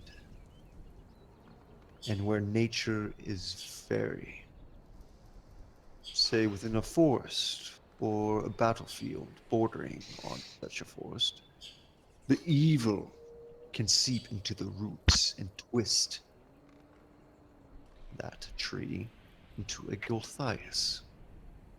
And some cultists may see it worthy to carve from this tree its roots and spread its evil. From what you described to me of the dark trees, of the roots, this would seem to be such. At least we know what it is, but who is behind it? Well, it doesn't matter to me, so long as it's completely wiped out. Has it been? In our forest, yes, but in the other parts of the world, there are still some of the blight and the hand of the blight reaching. He takes a moment, nods his head.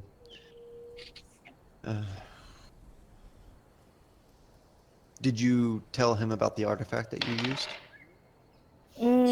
Yeah, I thought, yeah, during during the whole thing, Yes. she would describe it. Yeah.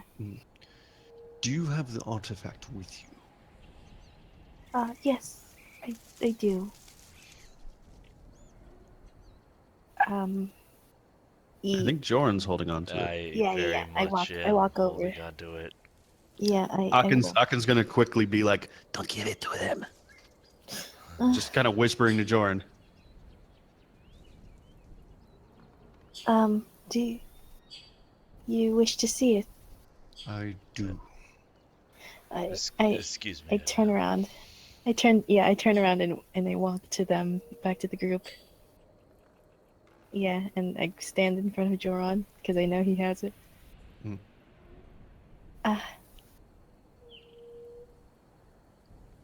She looks very hesitant. But she says, she doesn't know what to say. And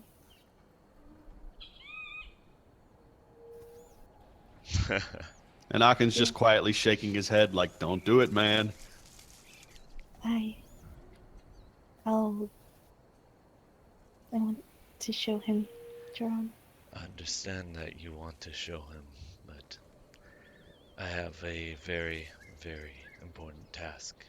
It was given to me by Torm, and that is to stop corruption and bring life back to all the regions, not just his. I cannot hand over an item that would bring purity, to bring life back into the regions to just anyone. So Joran. I cannot. Joran. Yes, Dark Horse. He looks him square in the eyes, and he says, "Hand it to me, and I'll show it to him. I promise you'll get it back." And I understand that, but like I said, I have a solemn goal that is gifted to me through Torm. Well, then it's decided. It is Excuse me, sir. And he just steps forward. His eyes narrow immediately. I do not mean to intrude, nor do I mean to overstep my bounds. But this item, you see, it's very important to my friend, to his religion, to his God. He doesn't feel safe handing over any such artifact. It seems to him that this is a tool to banish corruption, as his God has told him to. He's very uncomfortable with it, you see. I hope you do not take it as an affront in your home. I do take it as affront that he would deem me a thief. I merely wish to see it. It's Oh, no, craftsmanship. Oh no, sir, you don't understand. His protection of the item is nothing to do with his opinion of you. See, his protection of the item has all to do with the importance of his task. Please do not think of this as an insult. And I'd like to roll persuasion. Go Mm. ahead. Go ahead. Okay, 14. Meanwhile, we've got a face palming kobold. 2 plus 3. Now, do I add my proficiency to my... Yes, you add your persuasion skill. Okay, so... If plus- you have it as a skill. plus 3. So I rolled 20. 20. Not naturally.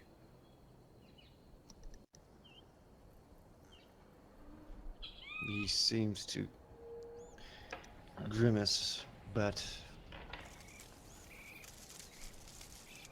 then I will not take the affront, but I will see the artifact. I will not take it. Understood. She's- Jordan, would you feel comfortable holding it in your hands? From where you I'll, if you could, I'll take it. I won't take it out of my hands, but I will show him. Is that alright, Jordan? Unfortunately, that is not. I don't Okay. mean to be No, it's Um, alright. this front with Uncle, yeah. everyone, but Akalin, and I say this directly to Akalin at this point. It is my mission, it is my task to wipe out the corruption that has befalled all the land. Not just your land, but my people, everyone's land that this corruption is affecting. And it has been done in your very land. So I do not see any reason that I should have to show you a tool that has saved your people and your land. Jorn, Yes, I will make an intimidation check if it need No, be. intimidation. no, you're That making was not- something else. You're making something else. No. Give me a No. moment. No. Oh shit. Make a wisdom saving throw. Fair enough. Oh boy. 15. He looks at you and his single eye flashes with arcane light as he gives you the command, "Show me the artifact." And the moment he does that, you feel a shiver crawl up your spine. You feel fingers begin to writhe into your brain as if they are just clasping onto your mind. Oh, that and shit is squeezing. Aquilin. Oh, he done it. There's no need for that, Aquilin. You She feel, like you feel a compulsion to show him. And any attempt to not do so is hard for you to work through it. you can try to refuse this command, but you feel compelled to see it through. She actually like Can I make an Yes. Arcana check, please? she like makes her way over to him Mhm. and like back in front of him. His eyes, he's above you, his eye focused on Jorn. We'll see what Jorn does first. I would like to try to resist it, but I mean, that's understandable if I can't. Let's see what happens. I'd like an action at some point. Whenever. Yes, he will. All right. Um, Just give me a moment. I have to roll something.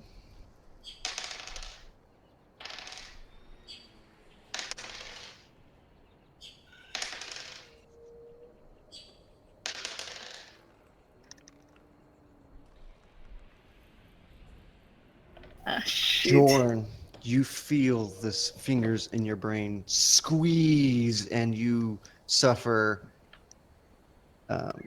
26 points of psychic damage. What a dick. Does it? Oh shit! Do I see that? Do I see like? Does it? How does it show? This is Jordan like? It's purely psychic. It would have to show on Jorn himself.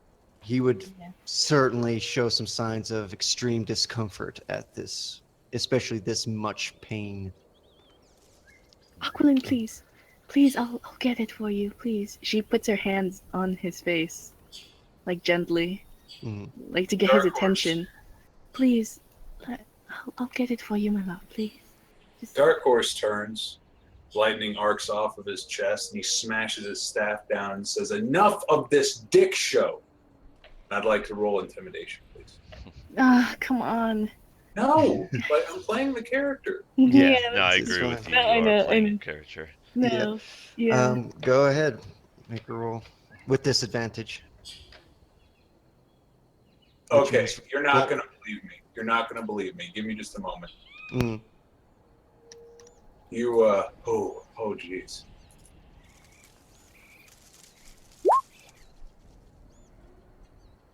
Mm. What did you? 2 20s in a row. Yeah, Huh. How the hell does that happen? I hit the button twice. Uh-huh. I'm sorry? But no, it's just interesting that it's almost freaking. I've never seen that happen before, but all right. Is that from the I mean, I can the screen share right now. roller? Yeah. No, it's fine. Give me a moment.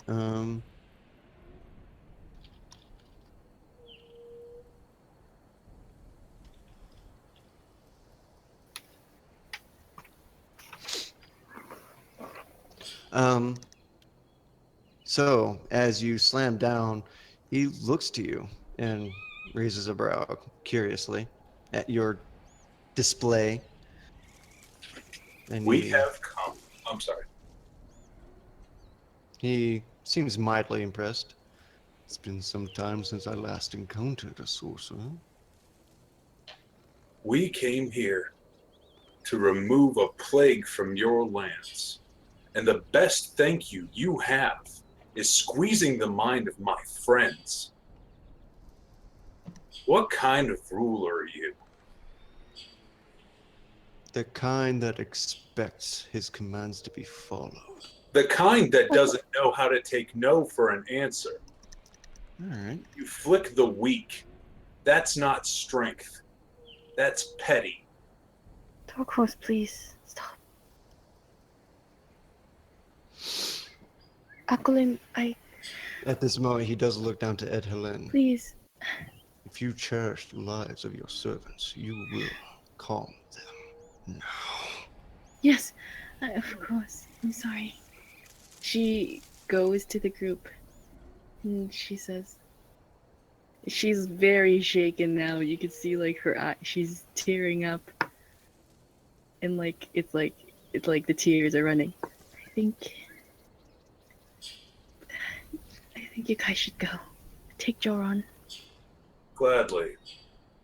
And I'll take Jorah and put his arm around my shoulder. Aquilin, Enjoy your husband. um, yeah. Um, Jordan's gonna look back and say, Ackland, I think we got off on the wrong foot because I mean you no harm, but No, you're you don't. no, exactly, but your land has been freed of corruption, and I think there's nothing else that needs to be said about that. You, there's no reason that you would need an artifact that would further that goal, but the rest of the lands do, and that can't be controlled. Joran, you speak trying to speak sense to a wall. Perhaps, He's but I'm reasonable. The rat on two legs is reasonable. I spoke that I wanted to see it. I do not wish to possess it. I want to know merely its nature, from whom it hailed. For such an artifact, perhaps similar to it, was used during my age, and you refuse it to me. Who, Yes. who? he wants. If we want to continue fighting this blight, we need to know what it is and what it's coming from.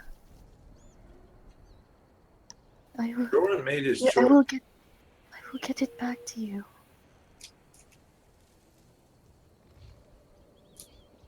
Yeah. With that, he just merely waves his hand off, and one way or another, I will see it.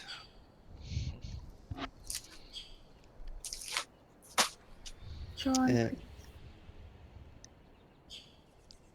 Yes, said Helen.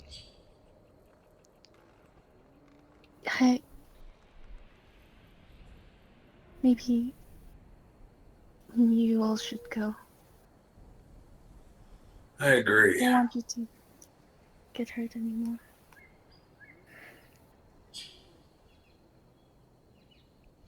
yeah, so what do Jorn and Dark Horse leave? Almost. Jo- Go ahead. well, I mean, Actually, you still feel that compulsion at the back of your head. Just because you felt the pain doesn't mean it goes away. You still feel those fingers grasping your behind. Akin wants to speak. Just from his bush, of course, still kind of hidden from sight, even though everyone knows where he is. Mhm. He just looking to Ed Helen. He just reminds her, Remember Akin tribe. Think about Elf tribe. I I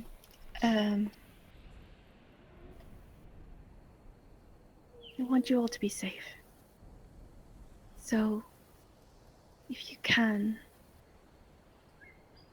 I don't want you to be here. I can handle myself, please. Go, I'm okay. I will speak in your behalves.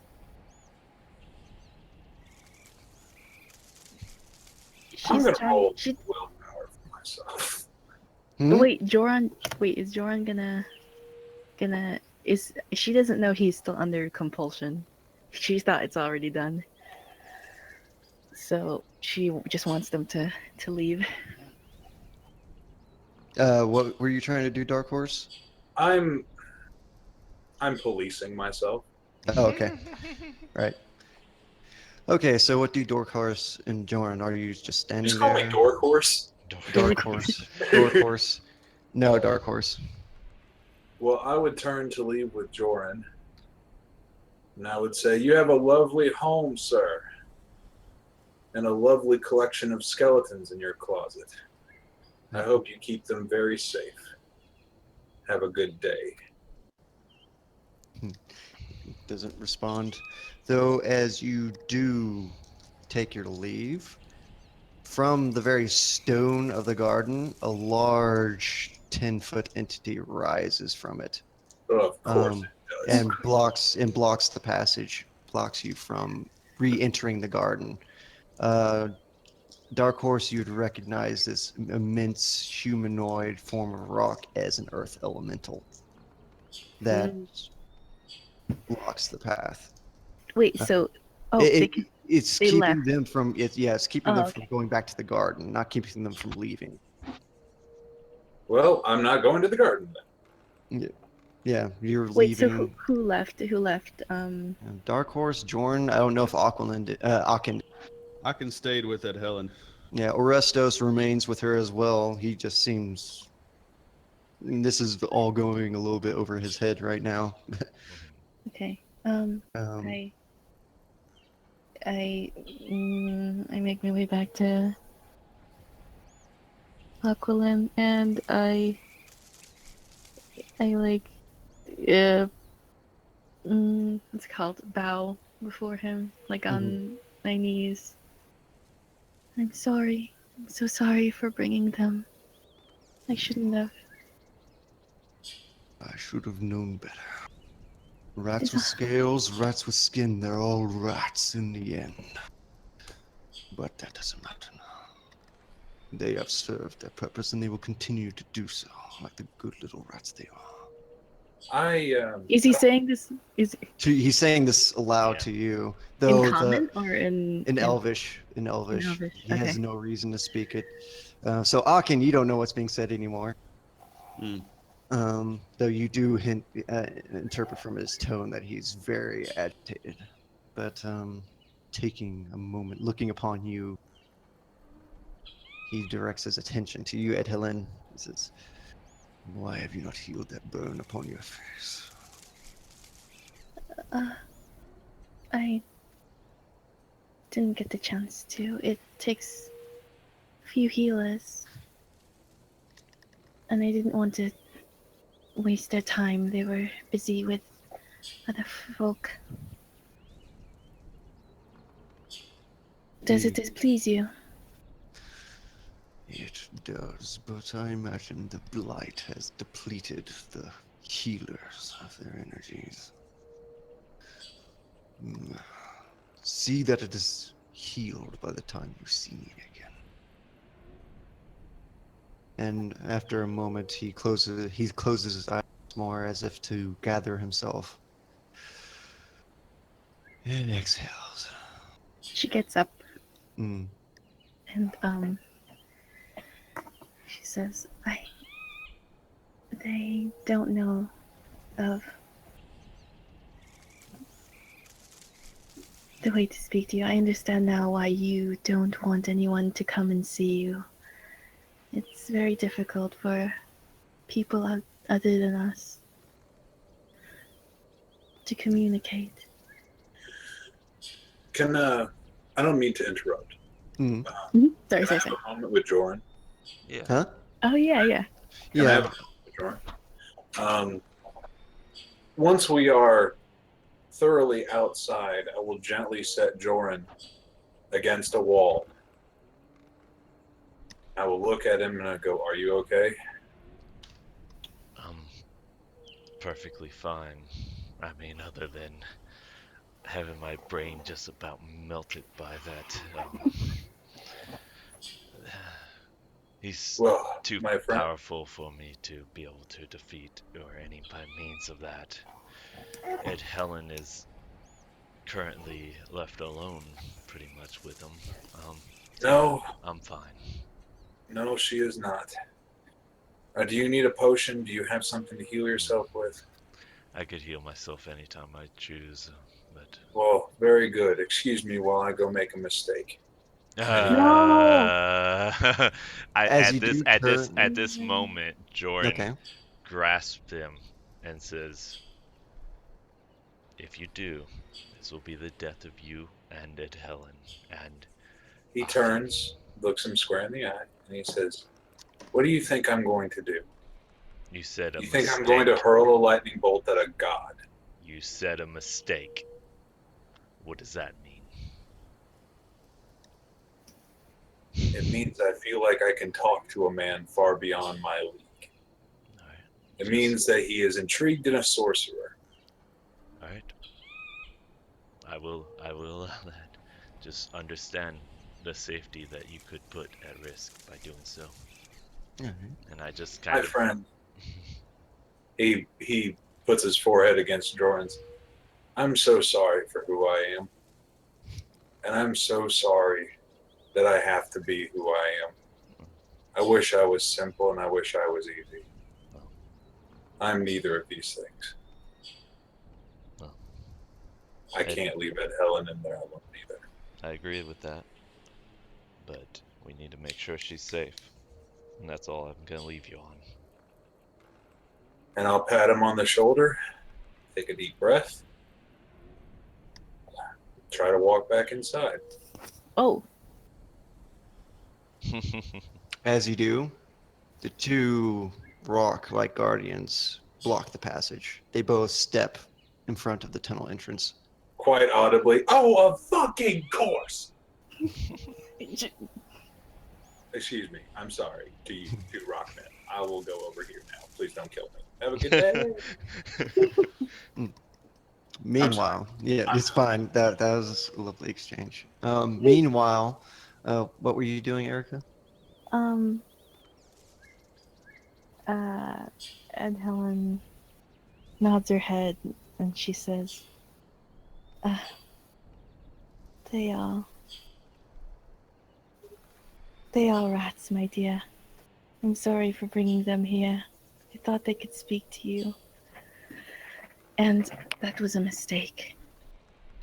You do not deserve, of all people, do not deserve to be spoken to in such a way. And I'm astonished and horrified that they did. Please forgive them. I'm not asking you to forgive them. I can't.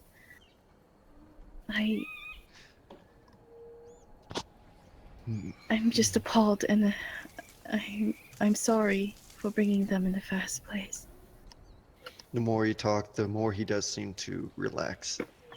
His heavy breathing calms. You are the king, and you are the god of my people, and you are mine. You are my god. And for these low lives to come in your presence, I shouldn't have ever asked. And I'm sorry. You had to see for yourself what they can do. But perhaps your awareness now will make what is to be done easier. What is to be done? The corruption has yet to be purged. Yes, entirely. Yes. Well, takes a moment, looks deep into your eyes with a single good one. You should see it done, Ed Helen. If it continues to linger, it could threaten Grothgar once more, and I will not suffer the black echoes of evil again. I also urge you to see that blight druid, Maltheus, you encounter. Learn what he can teach you. Become stronger for your service to Grothgar and to me. I feel it might be time. And he pauses a moment to watch you. Yes. Of course. I will do this. Not for my village, but for you. And perhaps for the first time in perhaps a decade, he smiles. Very good. Become strong, my bride. For I believe it's time for me to give the mantle of the Guardian. I grow weary, and the corruption has drained me severely of my... What do you mean? She places a hand on his cheek again, on the side that has the dark eye. Is this what this is? It, as you carry that scar from fire, I carry this mark from the corruption. He says as he You feel him tense as if about to recoil, but after some time, he simply just stands there, allowing you to hold his cheek. Do you feel weaker because of it? I do. It's as if I've overcome a fever, but I'm left drained from the ordeal. Still, it's hard enough for me to ensure the flow of energy that continues through the forest. And his shoulders slump, though he still manages to keep his head high and proud. And besides, I am not blind, Edelin. The forest has had enough of me, and I am waning in my old age. It is time for the long sleep, to join our brethren in the depths of the temple. In bringing up the temple, he looks to her. Speaking of which, what did you see down there? She shit. She takes a deep breath and she looks at him. As My you take dear- a moment, as you take a moment to regard this, I'm just curious: is Aachen doing anything throughout this? Aachen kind of looks up to Orestos and asks, You understand any of they say? Yeah, Orestos gives a nod, and I'll assume you asked this a little earlier, so he could be like muttering a translation to you, mm-hmm. like short to the point. He's not word for word everything, but you get the gist of what's being said. Okay. So Aachen's just listening and watching for now. Mm. Oh. All right. So, go ahead, Erica. We went down there, and there was this something on the wall, and she basically talks about what they found, the little thing that Eridan blessed take the golden room. saint. Yeah, the golden saint. Talks about the golden saint, the room they found, and I also found a tomb, my dear. I'm not going to lie to you, and none of what I found changes how I feel towards you or your reign over us, but I did find a tomb, and there were some writings on it, and I'm just curious. Let me. For you dismissing those rats, I will allow you one question to be answered. Okay, so she talks about what it says. The Prince Dualan and Rolovan, and there was something scrolled on the outside of the tomb. He lies a second usurper. May his brother meet a fate worse than death. Was that a threat to you? It was from an old enemy. Who would dare try to attack you? Someone you cannot contend with, nor should you ever encounter. I just wish to know, and so I can. I know I'm weak still, and hopefully one day I would be able to protect you from him or her, whoever it is. Please tell me, whoever is a danger to you is a danger to us all. They are surely dust in the wind at this point. They were an adventurous sort.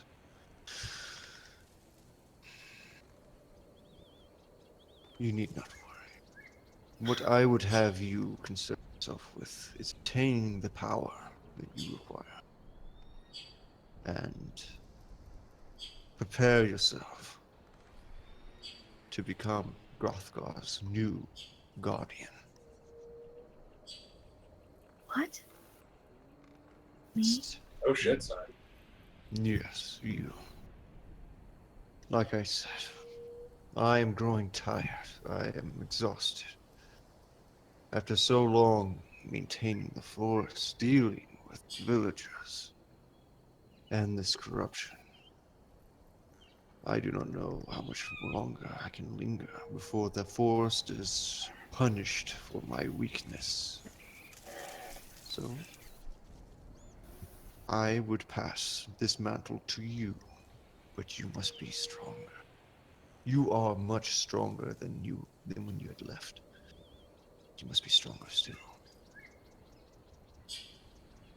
Yes. I will do my best for you and for the village and for the forest. If need be, give it thought while you deal with the last of the corruption.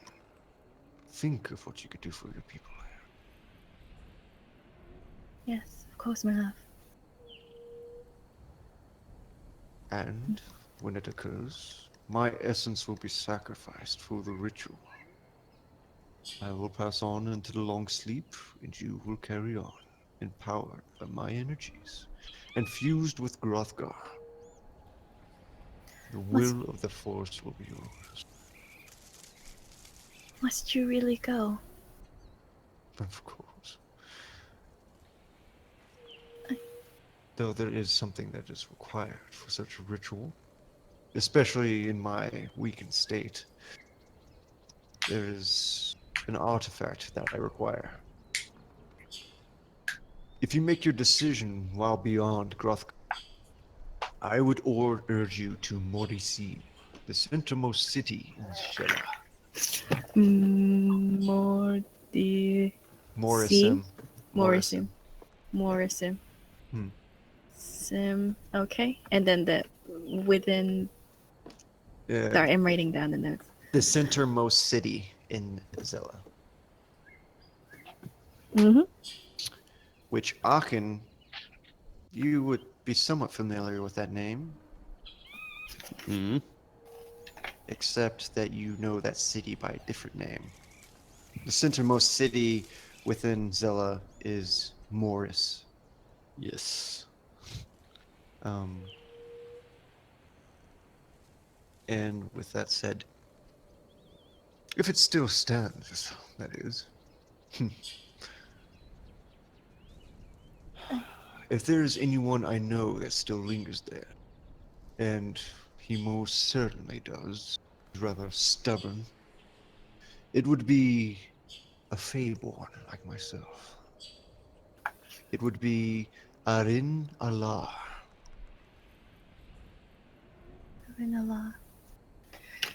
An opportunist and scoundrel, but resourceful. If not him, then perhaps someone else. There's something that is required for the ritual, and I'm confident he would have it. I require. He pauses to. No. Oh. This is a lot to take in, Aquilin. I will do my best, but I wish for you to recover as best as you can. This is a large responsibility, and I can't imagine my life without you. He smiles and he looks off into the distance, looking up to the skylights of which rays of sunshine are shining through the skylights. One way or another, I will fade away. But should I die, and I will, in time, as all things do, then the forest will be left to chaos. There will be no protection from the elements outside and within it. The forest will tear itself apart. And that is why I look to you, my dear, my bride. You are the only one within your village that has ever showed any skill in the druidic arts. You are a born prodigy of this. It is why this duty falls to you, Ed Helen. You can either allow me to fade away. Perhaps I'll live another month, maybe a year, maybe a decade. But eventually I will expire, and you will lose me all the same. Or you can commit to this ritual and take the mantle for yourself. You are the only one that could keep a firm grip upon this forest. And you yourself have seen what the rats beyond these borders do. Why we must protect the Grothgar. Yes, I understand. Then see to your growing of power.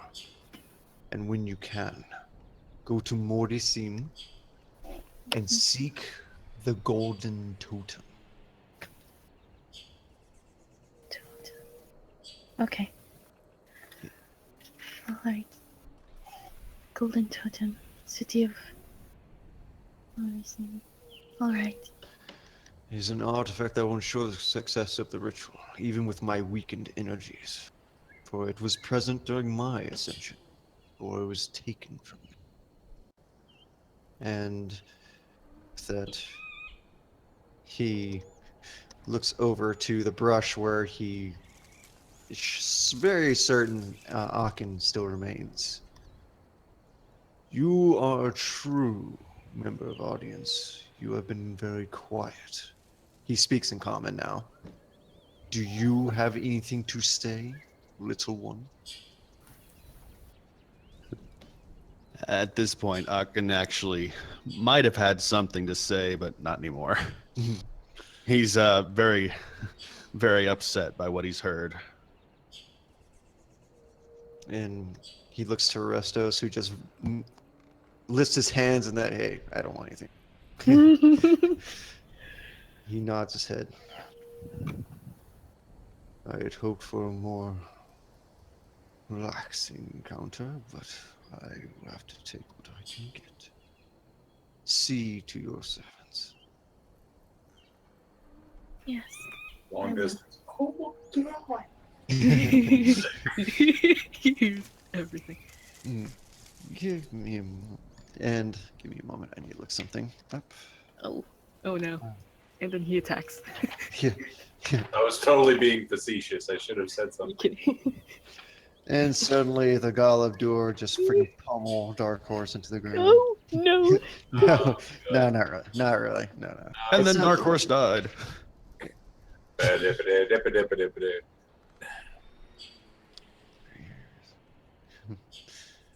Oh, by the way, I've decided I'm going to roll in the D20 window from now on.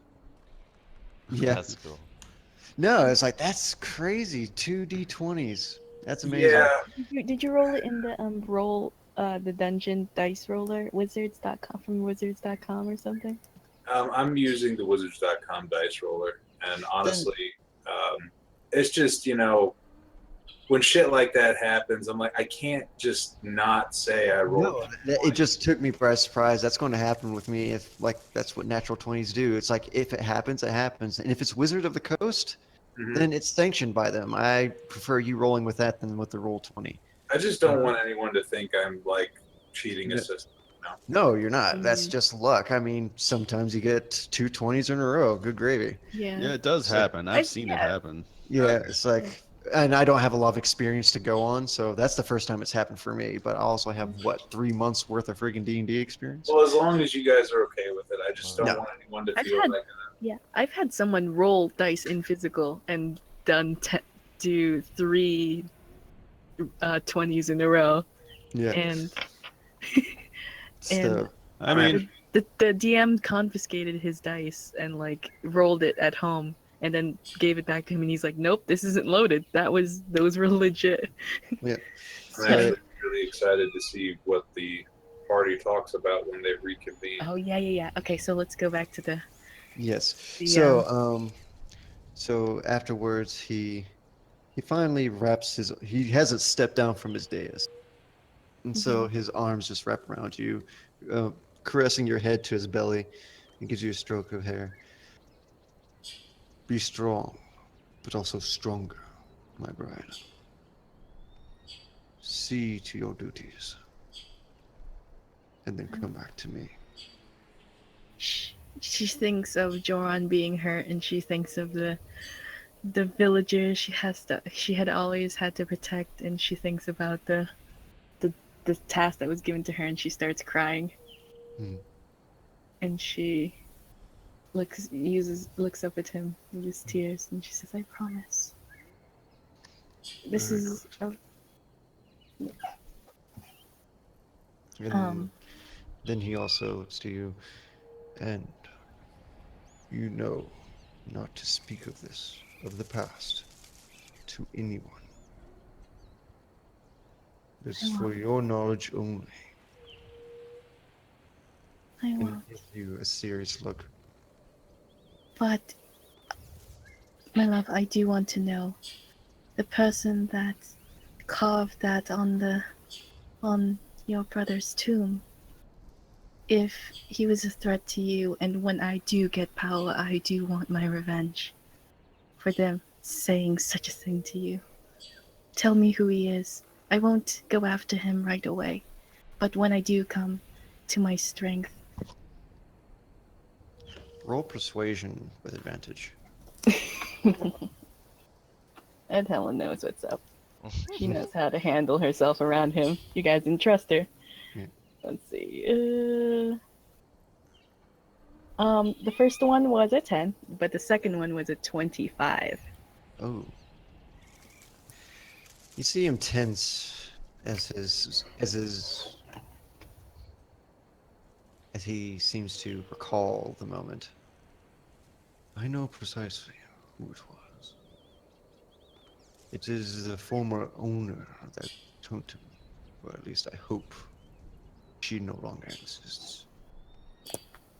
You found one of her darling little treasure troves. The Golden Saint. She's the one that betrayed me and betrayed Grothgar. I see. If she still breathes, he says with disgust, avoid her. She's powerful. She was on par with even my strength. Before and after my ascension. I see. Thank you for telling me. And she kisses his cheek. He accepts it and returns a kiss to her forehead. Now go. My kid. Okay. One of the Galador leans over and just stone face. Dark Horse blushes obscenely. Gosh, what is going on out there? You guys show up and I'm in a dress. Don't ask questions, but we're married. Joran is Jordan's the officiating. priest. Yeah, officiating. With all his brain damage, he somehow Brain got damage convinced right to. Okay. So Ed Helen nods and pulls away from him and bows one more time before. Unless he had something else to say. I'm sorry. He does. Okay. If you deem your human servant worthy, you may want to bring him to a powerful cleric. You'll be feeling those pains for a time until it goes. He says with a sickening smile spreading across his lips. I don't. We'll see if he deserves it. And then she bows and then leaves. And he looks to you, Arkin and Orestes, and he looks at you expectantly as you begin to walk away. Is there anything you do? The moment she sees Joran and the moment she knows he's a good distance away, she'll run to him and like hug him and start crying. Yeah, I'm just curious if Aachen was going to do anything. He took his leave. Oh yeah. Aachen's just going to glare a bit and then turn around to walk away. As you do, you feel a vine suddenly rise out of the ground and crack you upside the back. Oh I mean, if you want me to roll for it, we can. no. Yeah, Okay. A vine hitting him where? In the back? yeah, in the back, like a whip. Oh gosh.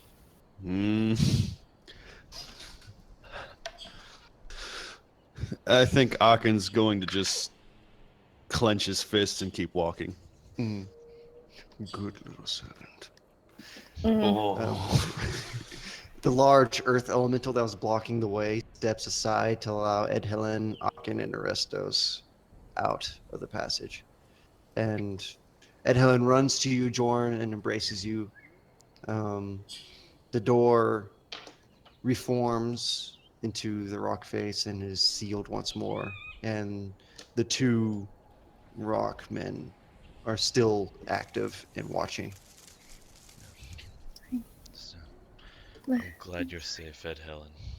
She's like saying sorry. I'm sorry over and over again. Oh, don't be sorry. I'm sorry if I put you in jeopardy. I just couldn't believe the artifact. I hold it. I'm personally grateful, Jordan. Says a cross-armed dark horse, sitting with his eyes closed and his head down. You gave me ample opportunity to get a few things off my chest. Understand. Let's speak about this outside of the mountain, please. That's Oh, very- yes. very We wise. wouldn't want to upset your lover. And he stands and he begins walking away. Mm. Mm. So you all begin to descend the mountain. Ed Helen, the last thing you see is the Galabdur returning to their dormant boulder forms. Mm-hmm. Come to the foot of the mountain. I assume you take horse form and ride back across. Well, unless they wanted to talk. Well, if you guys are wanting to talk now, I say we pause it there. Oh. It's about 4:00, and Yeah. I get the feeling that Tony's about to drop off. Oh, what time Can do you you, have? can you tell it in my voice just a little? Yeah, I also have a morning shift, so I would like some, Oh, like some sleep too. Oh, guys. All But right. it's Oh fine. man, I gotta hold on to this anger for a week. I know, right? Oh, this is so fun. I love conflict so much. Okay, sorry. Yeah. Alright, Um, it was a good game. it was I'm a good sorry if I made it complicated. No, you Please didn't. It's stop just it, it was one of those weird